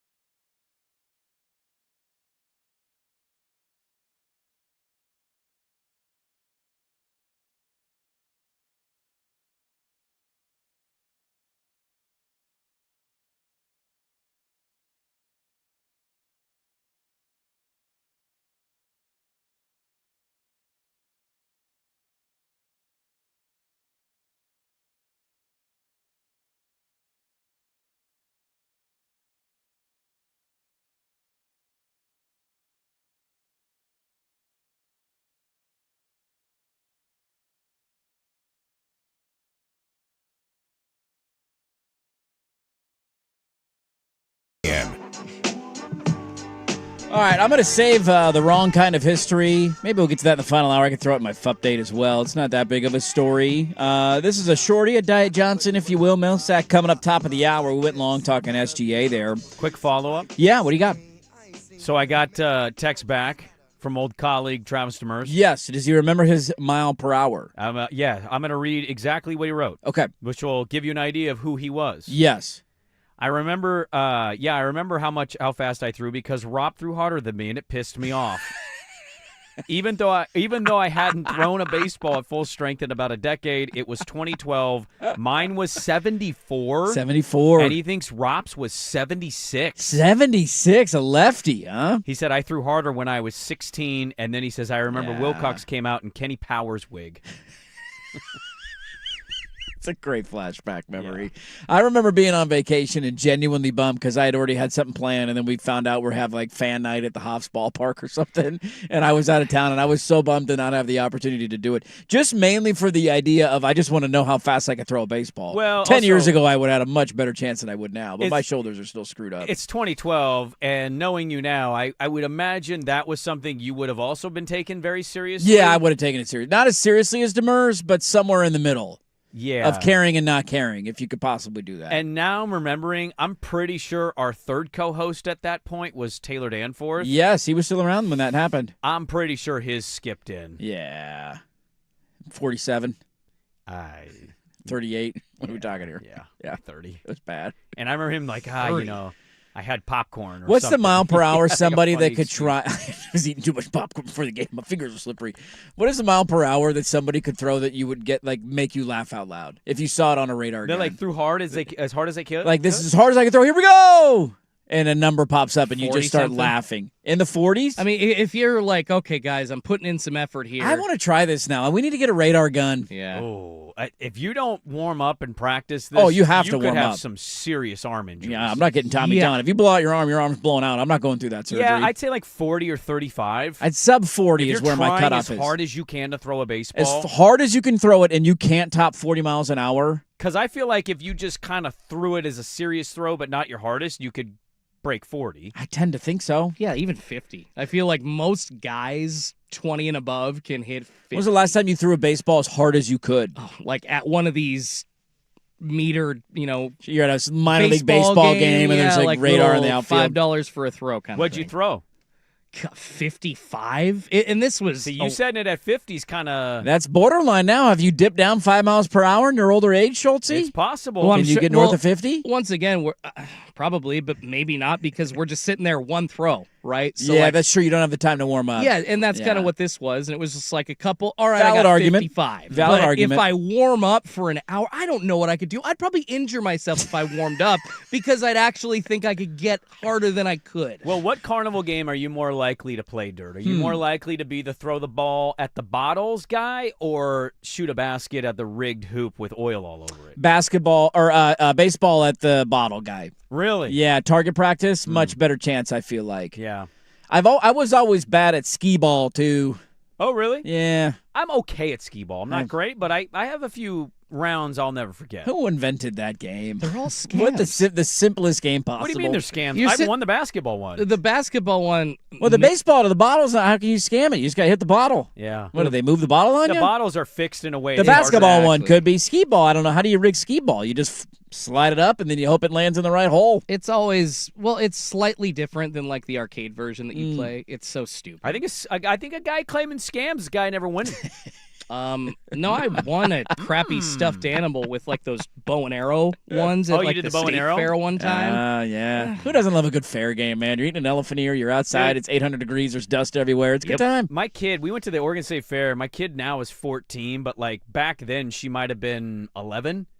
And we did one of these, like you toss these like wiffle softball size things, and it has to hit off of like a wood backboard into like a bucket. So like a banking the shot in. Kind of a bank, and it's at a weird angle, so it's really hard. And you win a good prize. And it has to get it specifically in one part of the bucket, though, otherwise you don't win. No. It just had to hit the backboard and land in the bucket, but it was so close that you had to almost barely touch the Just backboard like to get it in.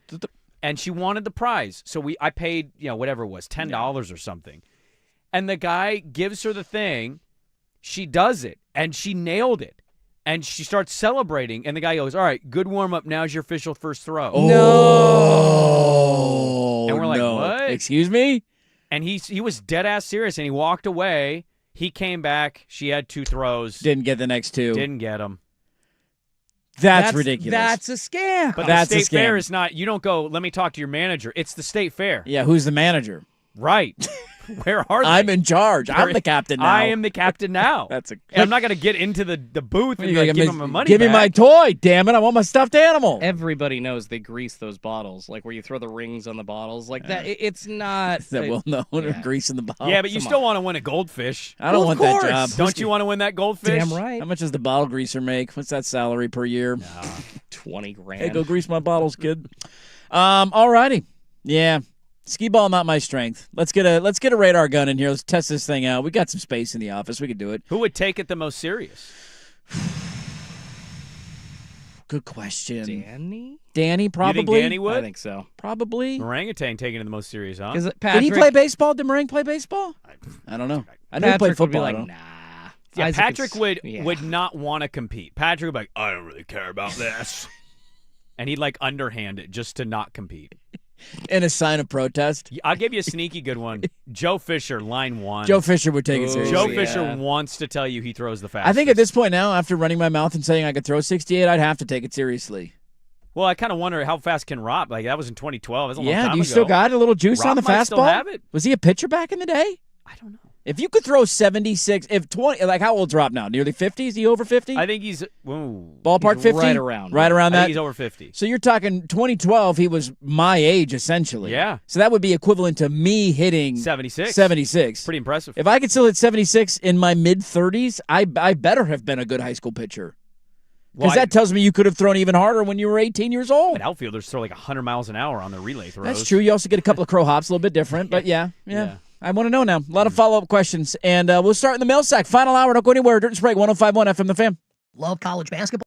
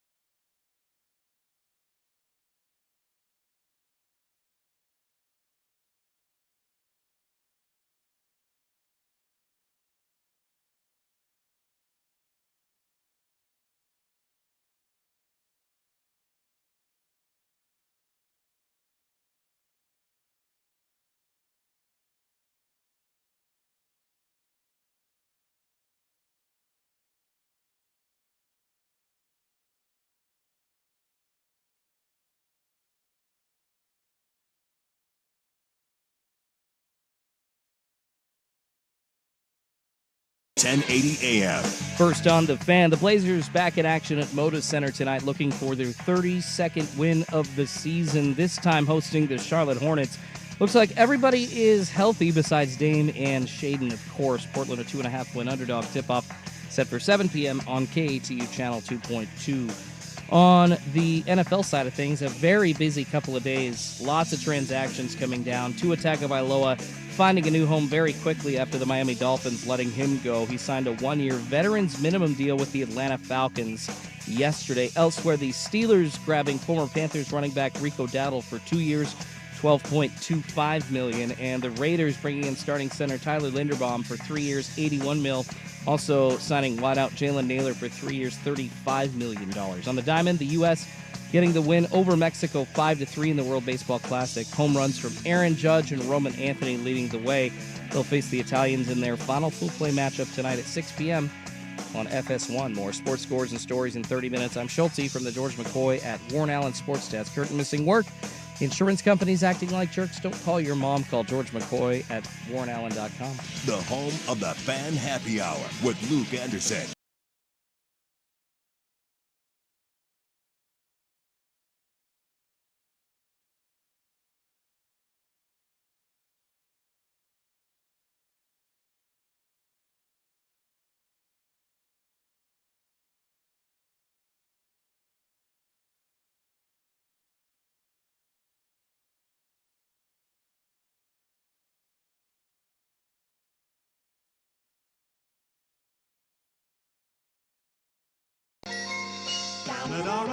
Hey, let's do this. Final hour. Dirt and Sprague here, Portland Sports Leader, 105.1 FM, The Fan, 1080 a.m., the Odyssey app, live on YouTube. Good morning, everybody. Hey, remember, coming up later today, you know what's on tonight? It's time to nut up or shut up. We got a lot of questions after this past weekend. Timbers Fan will be on tonight. It will. Following primetime. Yep. With the very own Patrick Harris. I was listening to the boys this morning. And they will be going over what was not a great game this weekend for our Portland Timbers. Not a good start. We got to get it going, boys. Opening night was great. It's been a couple of duds since then. Let's go. I know we're a slow-starting organization, but come on, man. Yeah, they need to get more goals in the ball and the goals. Got to do that more. Got to do that more. Scintillating breakdown there. Yeah, that's what we do. That's what we do around here, X's man. and O's based show, man. By the way, we did have the idea of I had asked the question about the Czechia pitcher and being in a country where you could be an electrician and go play for a team like a World Baseball Classic team. And multiple people have pointed out, do we have anybody in the United States that plays cricket? I think we have a good enough Indian population. That would do it? Yeah. Is there cricket? Like, is there places to go play cricket in the U.S.? Where? I mean, I don't know. You don't think anybody's playing cricket in the I'm U.S.? not saying nobody's playing cricket. Have you ever heard of a place, like cricket stadiums are massive. Yeah.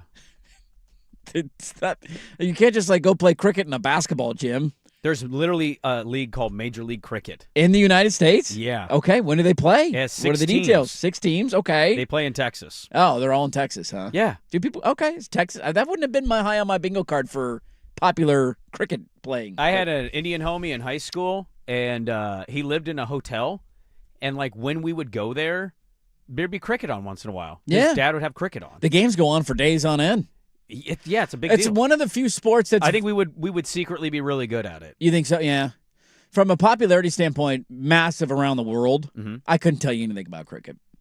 I don't know how any of it works. No, I know they throw it and it's got to bounce, and then you try and hit it.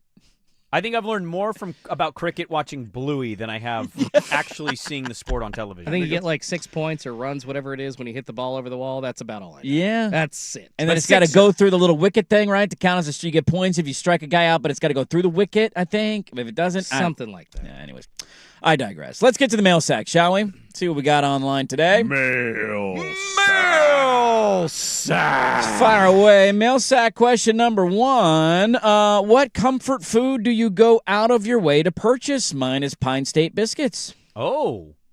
So we're going out to eat. If you're going out to eat? It's a breakfast food. Mine's always going to be a breakfast food. Now, it's not that I don't eat other meals, but if I'm going out of my way, it's anytime I think of I want to go out to eat, I want to reward myself, I want to go feel good, it's always breakfast. Now, my places can vary because I don't like to drive a whole Sure, you want it in the general area. Big distance, but like if I can get back to the old Gateway Breakfast House back in my old stomping grounds, I'm happy. Okay. Comfort food. I'm a fats. I got a lot of comfort foods. It's hard to think of just one. I would say probably the most comfort food that I have is a pasta. If I'm going out and I go, like, because you can make pasta at home. I don't make like an elite pasta. Well, what's the food that you go out to eat that you kind of, it's not that it doesn't taste good, but you're like, it doesn't hit enough for me to want to go out to get For it. me, it has turned into, unless I go to an extremely nice place, is some sort of steak or meat. Yeah, same. Because I know how I want to cook it and I know how I like it. And so I can make a good enough steak at home that I love and think is just as good as I can find anywhere else. Again, unless you're talking like a 5-star upper echelon top of the food chain kind of place. Or you go to like a Laurelhurst and you could buy the steak cut. Oh, and then I'd take love it to do home. that. Yeah, that's probably a good guilty pleasure. But I don't feel that way about pasta. Like I can make a pasta, but it's What pasta are you ordering at a pasta place? It depends on where you go. I can mix it all up. There's a million different the million different roads you can go down. That's the beauty of pasta. Staple pasta order? I don't know if I have one, to be honest with you. I love all pastas. I don't segregate against the noodle. I'm pro noodle. Okay. In any way, shape, or form. Pro noodle. Millsack, do you think there's anything wrong with the NFL does their salary cap? I always thought it was annoying how teams could just magically make $10 million against the cap, disappear by restructuring. The more I think about it, it's a win-win for both sides. Rich owners are happy to build a more competitive team, and the players will always say yes to more guaranteed money. Well, to answer that, I would say we had an argument at 6:15 over a center, or 6:45 over Lindenbaum's contract, because I think the Raiders massively overpaid for the position. By the way, somebody claiming out there, a reporter or a media member, that the Commanders were offering a lot of money to Lindenbaum. Like, I know he was sought after. Was it the same amount? I mean, how close are we talking here? I think they were suggesting that it was close to the same amount and that the difference was just he chose to live in Vegas. So to your point about needing to get guys there to pay a premium. Evidently not the case. He I don't just wants think to go to Vegas. Yeah, I think Vegas is in itself a sell point. Now, on the did they overpay, not pay, whatever, I think what is funny about that is we can feel and have those reactions, but to that listener's point, I find it all kind of dumb in the grand scheme. Because next year during the offseason, we're going to find out that the Raiders restructured his contract and gave him a bonus. Gave him a $30 million signing bonus because he was an all-pro, and now suddenly the contract means not. Like, I like it, and also none of it makes sense. The Rams, F them picks stuff. Like, none of this stuff, the way that it happens, it's not really worth being all that outraged about because largely the contracts are easy to get out of or they just easily restructure and, that big quarterback contract, he's no longer making 45. They've restructured and the cap hit now is 29. Yeah. Like, it's just none of it makes sense. But it's good for teams because they can easily revamp the roster, bring in new guys, and be in a position to compete year in and year out. I think the other thing, too, I didn't see the report that other teams are going after him. I do think that helps the Raiders' argument that maybe you didn't overpay that. Like, if somebody was willing to offer him $1 million less than you, or you know what I mean? That's the only like, team I've seen that's from come close a to media it. member. Yeah, is that they tried in D.C. to get him, but he just ultimately chose to go to the Raiders. It's one of the reasons why, though, I don't get that hot and bothered, although I certainly understand the point of it being that much of a overpay because he blew out the interior offensive line center market to a place for a per year standpoint we've never seen before. The other part of it, though, that I just chuckle about, you know how much and we've talked about this a million times, the NFL salary cap in the last 4 years has jumped $100 million. Yeah, it's at what, 300 now, right? It's over $300 million. In 2022, it was $208 million. Yeah. And so while right now you can, again, look at it and say you're paying a center what? What's the NFL salary cap going to be in 5 years? Right. $360 million. And all of a sudden that percentage of the cap, like we have a listener who always brings up the Brock Purdy contract, which when you look at it on a cap hit number over the next 2 to 3 years, it's like 17th, 18th, and 19th in the NFL. You know what the 49ers are going to do 2 years from now? When those big numbers start to hit in the contract? Restructure. They're going to restructure. Yeah. And they're going to lower the cap number again. And they're going to give them a bigger signing bonus. And, oh, by the way, that $48 million cap hit, when the salary cap is $378 million, doesn't quite hit the same as when the salary cap is $224 million. Right. So this is one of the arguments that you have always made that is 100% spot on. It's not real. It isn't. It's real, but it's not. It's not real. Like, you can find ways to maneuver it. All You can the time. find ways to get underneath it. And we all react to contracts the same way. We read the contract and we see the years and the amount. And we say, oh, my God, that guy got paid what? Right. Without looking at the details. What is the signing bonus? How many guaranteed years are there? Are there injury guarantees? What is the cap hit every year? There are specifics. This is why Andrew Brandt has become one of my favorite follows on Twitter. He's an underrated follow for these reasons. Especially on a day like yesterday when every single one of these contracts comes out. Like, we did this with Mike Evans. Everybody's like, the Niners are paying Mike Evans. Whatever. I can't remember what this total of the deal is. 3 years, 60 is what I 60. saw. And Oh, I'm my like, God. whoa. It's 1 year, $16 million. It's 1 year contract. And if he doesn't stay healthy and he sucks, guess what? They're He's out. not going to be a Niner in 2 years. Yeah. And you got $16 million to go spend again. So all of it is a fugazi. All of it is made up. So I do have an issue with it, but I also think it's the NFL's way to have structure without penalizing teams, if that makes sense. It's not like the NBA where you get I'm that. not mad at what hard they're able to structured do. I cap, wish yeah. the NBA could operate a little more like this. Me Like, too. If NBA teams could say, hey, fill in the blank franchise guy, what if we just give you this up front and we lower what your, you know what I mean? Like, I wish they had that ability. And That's what the Dodgers are doing that everybody's pissed off about because Ohtani's making $1 million this year. Yeah. He's going to make $90 million when he retires. Yeah. But the contract's already paid for itself because they made enough money off of A little it. more balance in the NFL in that way. Yes. And I think that's kind of the exciting part. Like, I just saw the graphic up on ESPN of, like, the top spenders yesterday, and the Raiders were number 1. The Saints were number 2. One team we didn't even talk about that I actually think had a pretty banner day, and none of this is a certainty because the NFL gives you injuries so much. Yes. I thought the Panthers Yeah. had a great day for themselves. Their defense got a yesterday. lot better yesterday. They got one of the best edge rushers on the market, and they added a premier linebacker who had a career year this year. Yeah. I think there's anything to try to, like, mitigate Bryce Young's inabilities or shortcomings, it's have a premier defense. They lost Rico Dowdle, though. Well, Rico Dowdle's a fun player. He had a good little It was year funny last year. because we saw the Pittman stuff at the end of the show, and I'm like, hey, you got Pittman, you got Gainwell. 10 minutes after we got off the air, Gainwell's a buck. And I'm like, oh. He moved on. Okay. There you go. Let's get one more in here. Mailsack question. When was the last time you made a call on a phone booth or through a landline? A week ago. Landline. I could not tell you. Landline? Whose house? Who's got a landline? Who would I call?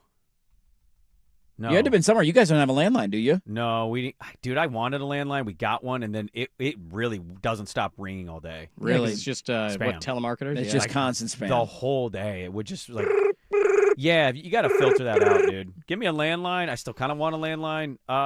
Who was it? Be nice for radio interviews. So if you ever go on in another market, I'd like to be that guy that could be reliable with a landline I think connection. that's the last time I used one Oh, at my no. old station. Like literally one of those old rotary phones. I called a landline. I didn't call through a landline. Okay, you called to a landline. That's my mistake. Yeah. I couldn't tell you. It's been phone booth. God knows how long it's been since I've used a phone booth. You think about the phone booth now, I don't want to touch the phone. No. But back in the day, I might as well have been making out with that phone when I was calling collect to let my mom know, don't accept at the movie theater, pick me up by. Oh, that was always fun. That's all you had to do. Hanging up for the Chargers get through. Get it up. Bob, we had a baby. Eats a boy. Yeah. Yeah. yeah. We had a baby. It's a boy. It's one of the Dude, greatest you could commercials never of all accept time. that collect call. No. It's going to cost way too much. So my mom would be like, call collect. Tell me where you're at and when you need a ride, and I'm never accepting. And I'm like, you got it. And so you put the 35 cents in at the movies, sell, see you, bye. Click, and if you clicked it right and you hit the fidgety thing, you got your money back. Would you like to take a call from at the movie theater? Pick me up by. No. Decline. I would I'm not. okay. I'm all right. More mail sack around the corner next on The Fan. When the tournament moment calls for bold, break your beak. Beak Breaker IPA from Pelican Brewing. Enough to break your beak, not your bracket. I'd say thanks to all those that believe. I got a ton more emails today. I just keep being Oregon State. It'll always be a special place. I personally probably need to take a little bit of time, and we'll see what's out there. But I know there's a lot of places that appreciate what we do, how we do it, and what it leads to. So I'm not done by a long shot. They were competitive last night. Give them credit for that. They covered the spread, but Oregon State's season comes to an end in the conference tournament with the loss to Gonzaga. Great dude. Had some headwinds he had to face in terms of NIL. Probably the right time for a breakup, but the Tinkle era comes to an end in Corvallis. Yeah, I mean, it's just all about Barnes being an absolute idiot in the way he handled everything. Not good at all for the program. Good luck to Wayne Tinkle. I'm sure he's going to land on his feet. Curious to see if it's going to be a head coaching gig next year or if he becomes a lead assistant that then parlays it into a good job. He's going to have a lot of people vouching for him. Bracket Buster Report brought to you by Beak Breaker IPA from Pelican Brewing. Packed with citrus hops, killer aroma, and a smooth finish. Beak Breaker, enough to break your beak, not your bracket. Feeling the tourney vibes?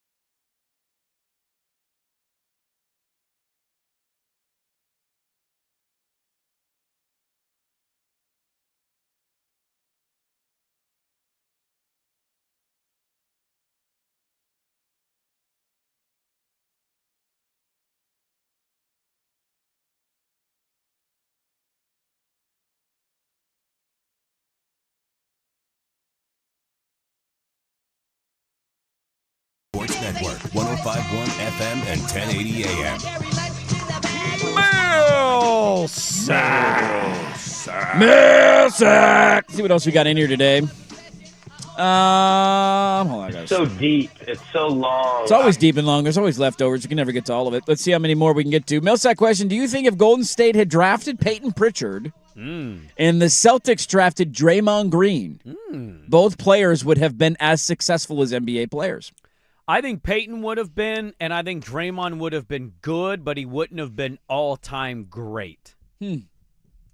Look, it's not he would probably want to throw me through a window for saying it. He's doing a lot of this, like protecting his I don't know what the legacy. right his legacy. There's a lot of those clips that are going viral of his podcast. Well, this doesn't get built without me. He had one where He's setting screens, dude. He says parents come up to me all the time and say, "My kid plays just like you," and he goes, "I know what you're saying. Your kid's ass."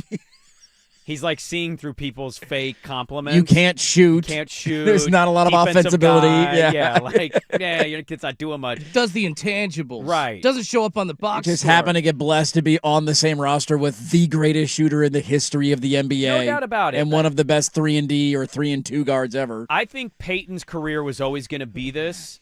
And because I think you could make an argument it actually would be harder for his career to do what he's done in Boston than if he were to be at Golden State. So put him in the Pajemski role. Right, and Steph is you're out there with Steph, yeah. He's still a 6th man of the year candidate coming off the bench, giving you 20. Can score multiple ways. I think Peyton's game translates to a lot of situations, whereas it's not that Draymond's game doesn't translate. It's that Draymond is still a very, very good player that a lot of teams want because he's the glue role guy who plays defense and is a 6'5", 6'6" center. But is his legacy the same? Not unless he's winning titles. No, because without the titles, what's his legacy? Hall of very good. Yeah, he's a good player, good defensive and the guy. Titles add the element, and Defensive Player of the Year stuff adds the element of Hall of Fame. Yeah, it's unfortunate when you're on the team with the all-time great and you want to advocate. I certainly would probably do the same if I were in his shoes. Like, of course you would, dude, right? Because he's earned he has earned the credit that team has gotten. Obviously, Steph gets the most of it. Mm-hmm. To downplay what Clay and Dre have also meant to that, it is a disservice to him, whether you like his game or like him in general. Downplay is too unfair of a word because I don't think anybody. Well, maybe there are some. I'm certainly not trying to downplay what he's accomplished and the player that he is. It's just the reality of if you take Steph off that team, you're not winning championships. I make an argument you take Dre off that team, I don't think you're winning championships. Maybe, but you have a better chance of winning it with the greatest shooter in the history of the NBA. It's the Pippen debate. It's a Horace Grant Rodman thing. Yeah. Do the Bulls win 3 in a row without Horace Grant? They did. They won them with Dennis Rodman. Right. Okay, but I just said it's a Horace Grant or a Rodman thing. Do they win 3 in a row if you take either one of them off? Well, the point is you can rotate that piece and you can't rotate the key piece. That's the argument. So I'm not trying to, again, downplay. They did it with two different guys who were different, very different players. I understand it. Yeah. You're kind of throwing it in my face to your credit. Like, I just don't think that's an They were both very important to the championship roster. I'm not arguing there's not an importance there. The argument is that player is easier to replace than the greatest shooter in the history of the NBA. Yeah, but Dre's defense is he's very good. All time. Criminally underrated for that run. And so was Clay. Clay was outstanding. He's one of the greatest. Talk about the OKC. They don't beat OKC in one of those conference finals without Clay. Like, those guys were very important. Mm-hmm. It's just the idea there's one guy who's the center of the universe, and you were evolving around him. But see, this is kind of my point, like with basketball, and it's because there's 5, not 11. We don't do this like that in football. No. Like, who's the guy on the Seahawks Super Bowl championship team that's never going to get the credit? That's a good question. See, and even then, I don't know if it's like not credit, because I think people give Draymond credit. You're but you're also saying he's interchangeable. You'd find another Draymond Green. Well, who is it? Who's the 6'6" dynamic defender, screen setter, intensity, rah-rah guy that gives that team an FU edge? Yeah, it's hard to think of one off the top of my head. I know, from it is. It's not that it's impossible. To your Jaren point Jackson Jr., obviously different eras. He wasn't around then, but a player of that ilk. I don't know if Triple J's doing it. I think he's better offensively than Draymond. Maybe not quite the defender, but he's a very good defending big. I don't think he's that much better on offense. Interesting. Mailsack question. What team collectively, professional or college, have the ugliest uniforms of all time? Say that again. What team collectively, so the combination of their uniforms in college or professional sports, has the worst uniforms? College and professional? You could pick just either one. Collectively worst uniforms. I'm going to go with, give me... professional. Oh, you know, all sports here? I'm going to look through. I'm just going to pick the NFL. By the way, Jaren Jackson Jr. in Memphis was like the 14 to 16 point per game. Yeah. I mean, not dominant offensively. Yeah. That's not the argument. I'm going to give you Jacksonville. No, you know what? They've gone back to the old Take Jags. that back. Give me now. This reserves the right to be changed when I see their updated uniforms. The Tennessee Titans. If any team that you could try and sell me on, like, would you want a piece of their gear? The Tennessee Titans are at the bottom of the barrel. But their rebrand might do them wonders. I certainly like the design of the new helmet and getting away from the darker blue. I get that. But I think the Titans have the worst uniforms. I'm not in a the NFL. big Titan fan. To your point, I'm going to give you a pro one.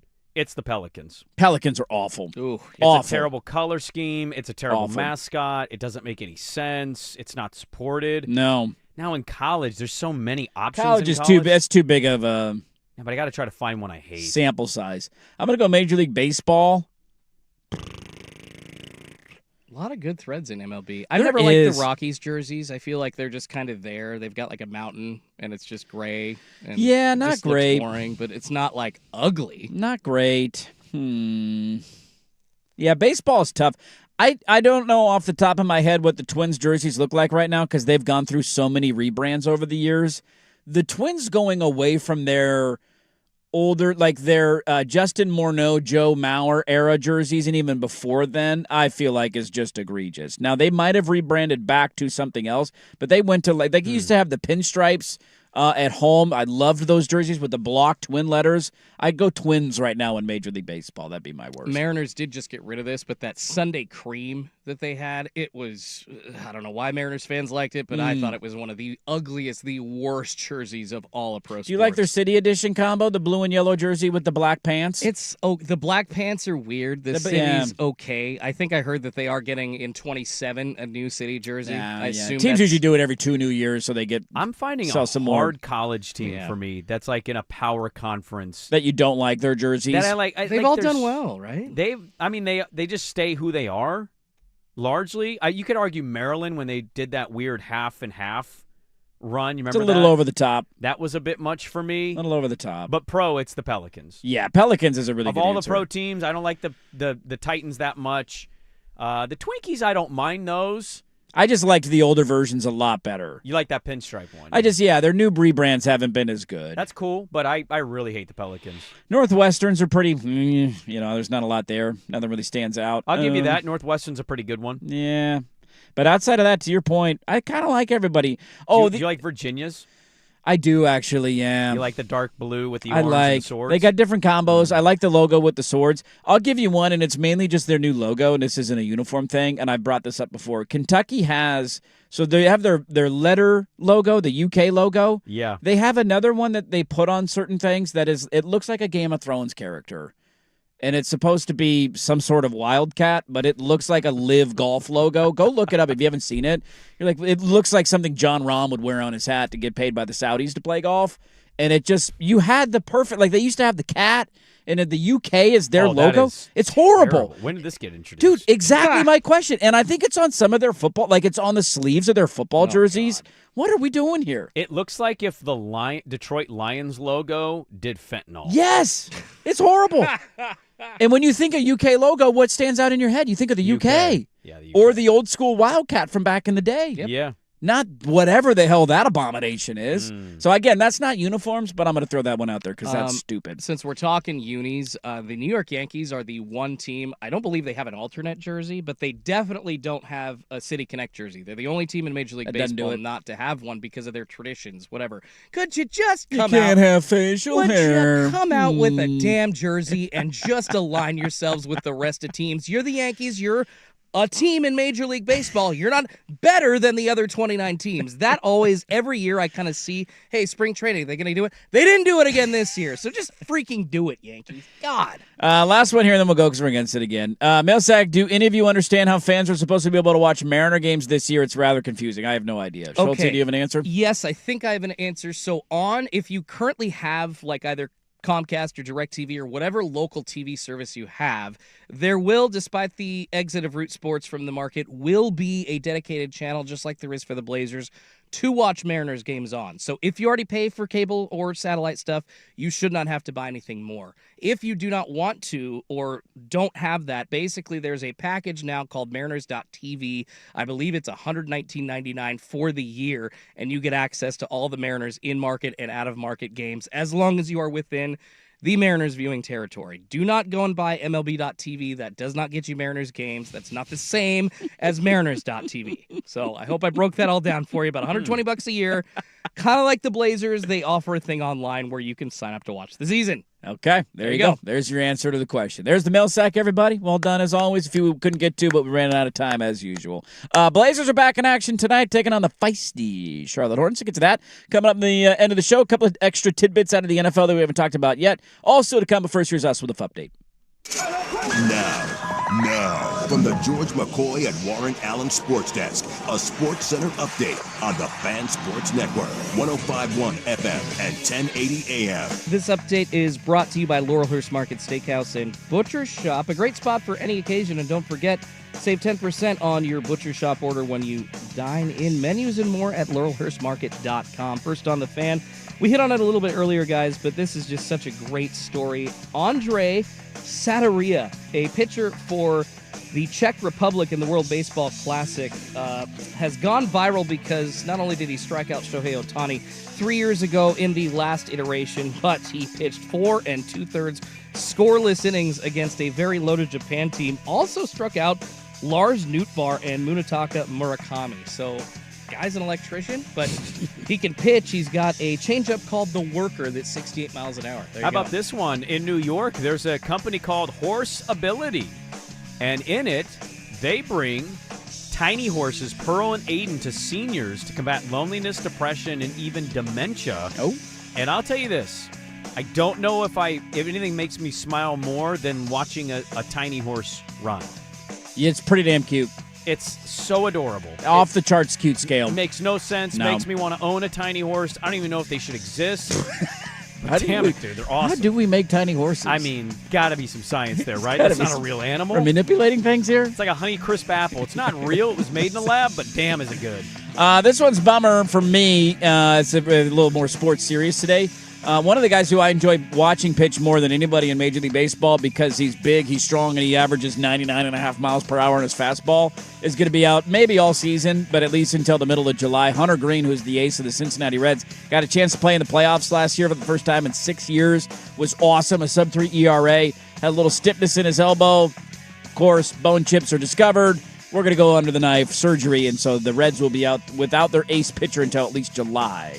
Yeesh, that sucks. More sports scores and stories in 30 minutes. I'm Schultze from the George McCoy at Warren Allen Sports Desk. Heard missing work, insurance companies acting like jerks. Don't call your mom.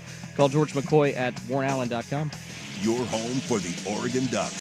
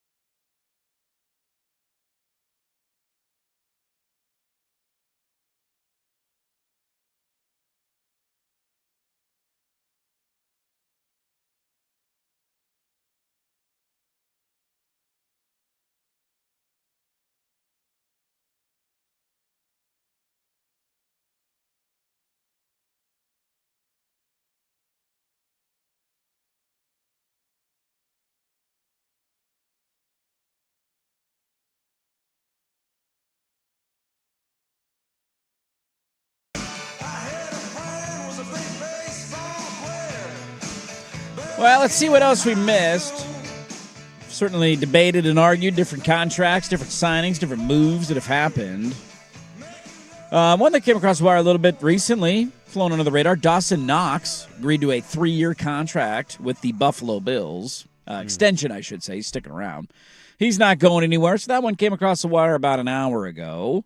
We got Greg Newsome and the former Jag DB Greg Newsome reached a deal on a 1-year deal, $10 million with the New York Giants. That happened earlier this morning for anybody interested. Well, we have the two big names to me that are just still sitting out there because we got two big fish out in the waters right now. Kyler name-wise he might not be the biggest addition of all the teams next season when we evaluated, but we thought Kyler to Minnesota was almost a done deal. And I don't know if they're just haggling over signing bonus. It could come out 20 minutes after our show today and they figure it out. And I'm not saying they're up against a time clock here, but I'm kind of curious if that's going to be announced soon. And then Trey Hendrickson. And the latest report is that Hendrickson is pretty firm on, I want Jalen Phillips money. Yeah, he wants to get paid. Year. Now, he's older.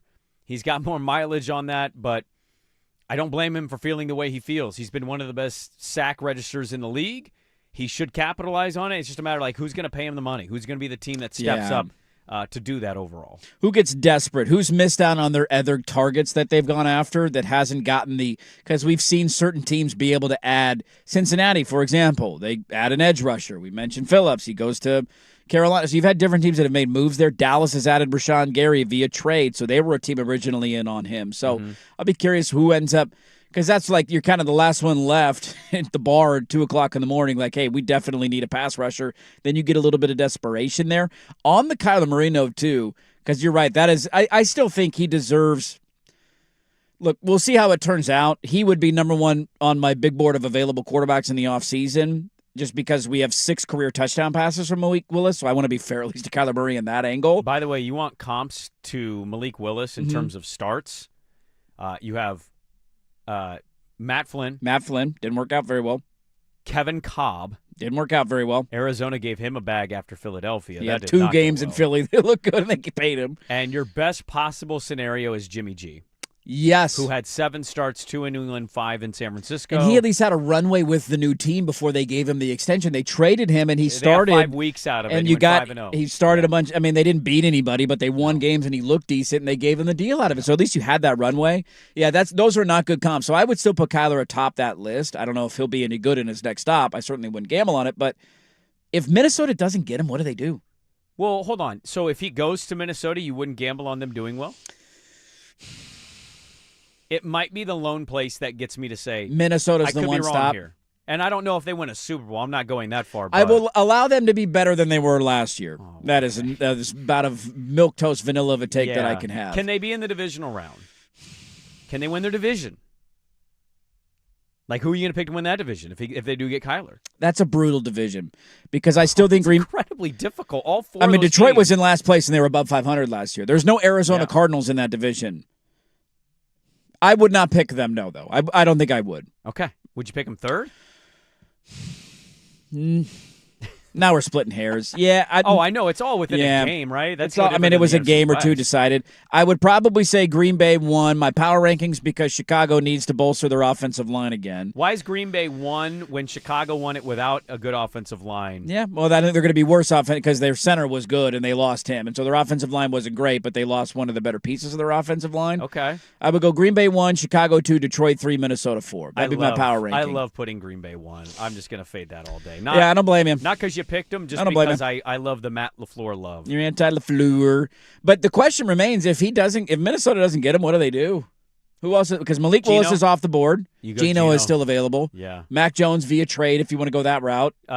Davis Mills still available. Yeah. So there's a pivot there, I guess. Tanner McKee, get you excited. Speaking of the pressure of going and getting something done, go get it done now so you're not left at the table saying, these are the scraps that we got left to eat. Although Kyler Murray might be scraps too. So a couple of big dominoes still to fall. There's an update. Not a ton of activity today in the National Football League, similar to it is not like yesterday. And we're waiting on big pass rusher and the big quarterback remaining. Do you have an early winner? Ooh, an off-season winner, Do you have a day one winner? Mine's Carolina. Is it Carolina I think for I'm you? going Carolina, yeah. I also love Reed Blankenship for Houston. I thought that was a sneaky good deal. That flew totally under the radar. 3 years, 24, man. Totally under my radar yesterday. Good secondary. You know what? I'm doubling down. Let's redip the chip. You're going Raiders? Give me Raiders, baby. You like the edge rusher they brought in? I do, yeah. I do. And I think the point about them, too, is they had more cap space than anybody in the league, so we knew they were going to be. They had to be. They were the worst team in the NFL last year. You got to find a way to improve. Oh. Get Mendoza, improve you got 3 guys. I don't know when does Bowers get an extension? Is he close to an extension? He's well, this 3 was years his second year, right? He's going or into second year year. 3. So you got one more year of your top weapon on a rookie deal. Your running back is on a rookie deal for 2 more years at least, and your quarterback is entering year 1 of a 5-year rookie contract. So those are 3 offensive premium positions that will cost you money. That's not going to cost you essentially anything. Right. Let's go, baby. Raiders are back. What I love about this too is how much we change and elevate teams based on these couple days. Oh yeah, totally. And then we look back and we go, yeah, that team made a lot of signings, or oh yeah, that team brought in this player, that player, and the other player, and it nothing changes at all. Nothing changed. And an important reminder that last year we were all looking at the Seahawks, laughing at them and saying the Raiders they fleeced you. You gave them your starting quarterback for a 3rd-round pick. That was the takeaway last offseason. Yeah, and people weren't jacked about Darnold coming in. They were not. The Raiders hired Pete Carroll and got Geno Smith, and it was one of the winners of the offseason, and then it didn't age well. So that's the beauty of the NFL offseason. You never know how it works out. Blazers back in action. We'll close it up there next on The Fan. The new home of the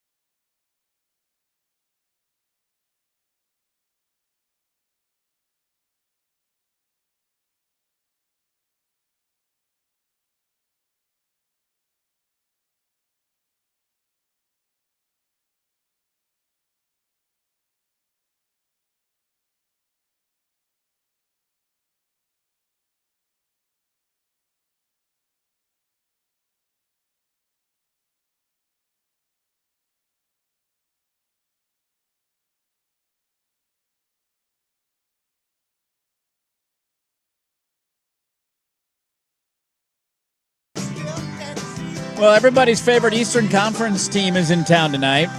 If you grew up in the 90s, at least. Dude, I'm going to tell you something. Where's Larry Johnson when you need him? Grandmama. Where's Muggsy? Is he in town tonight? I know, but Dell is, and he was on those teams. Yeah, he was. So we tried to get Eric Collins on. I dropped the ball on that one. I emailed them too late. But they are really a fun team to watch. They lost the other night to the Suns. Diabate is a really fun athletic big for them. Mm-hmm. I've gotten on a kick in my old age where I'm kind of done trying to dress nice. Yeah, just wear what you want. What's comfortable? What do you like? And I get look down, good, feel good, play good, yeah, baby. Dude, my algorithms know this, and so it like just nothing but home field apparel, home field advertisements, New Era, 47 Fanatics, 47. Yeah. And I go on these things, and like I just saw yesterday, cool the Hornets sickest Buzz City crew neck, and I'm like, I kind of want to own this, and I just want to buy a bunch of team gear for teams I don't root for. Yeah. But some of these teams I root against, and so I'm like in this conflicted place where I don't buy it.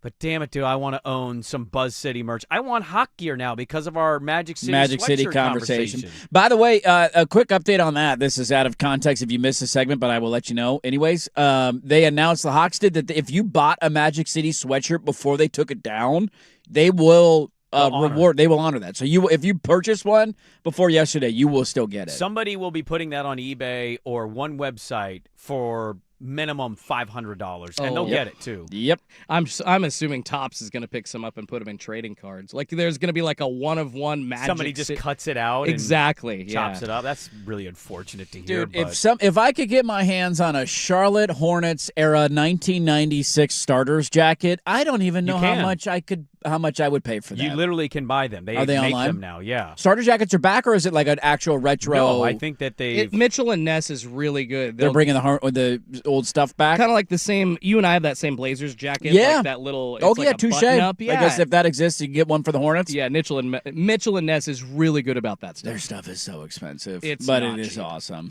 The gear is so good. I know. One of those like, shut up and take my money. Would you really wear it?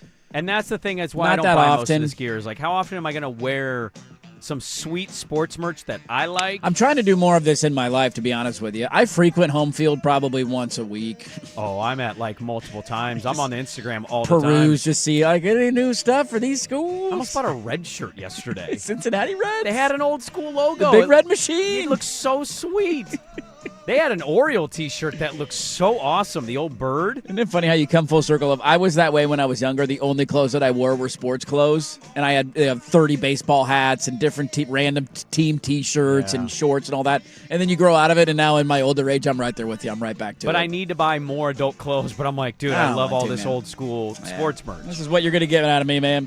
That'll do it for us. Hornets in town tonight. We'll see how it goes. We'll talk about it tomorrow. Good little show. If you missed it, go check the podcast, 1051thefan.com, 1051thefan on Twitter, at Dirt and Sprague on Twitter. Don't forget, coming up later tonight, Timbers Fan following primetime with our very own Patrick Harris. That'll be on from 7 to 8 p.m. following primetime tonight. And speaking of them, they're next. We'll talk to you tomorrow at 6 a.m. The Firm, Harrison Meringue is next. Listen to 1051 FM The Fan.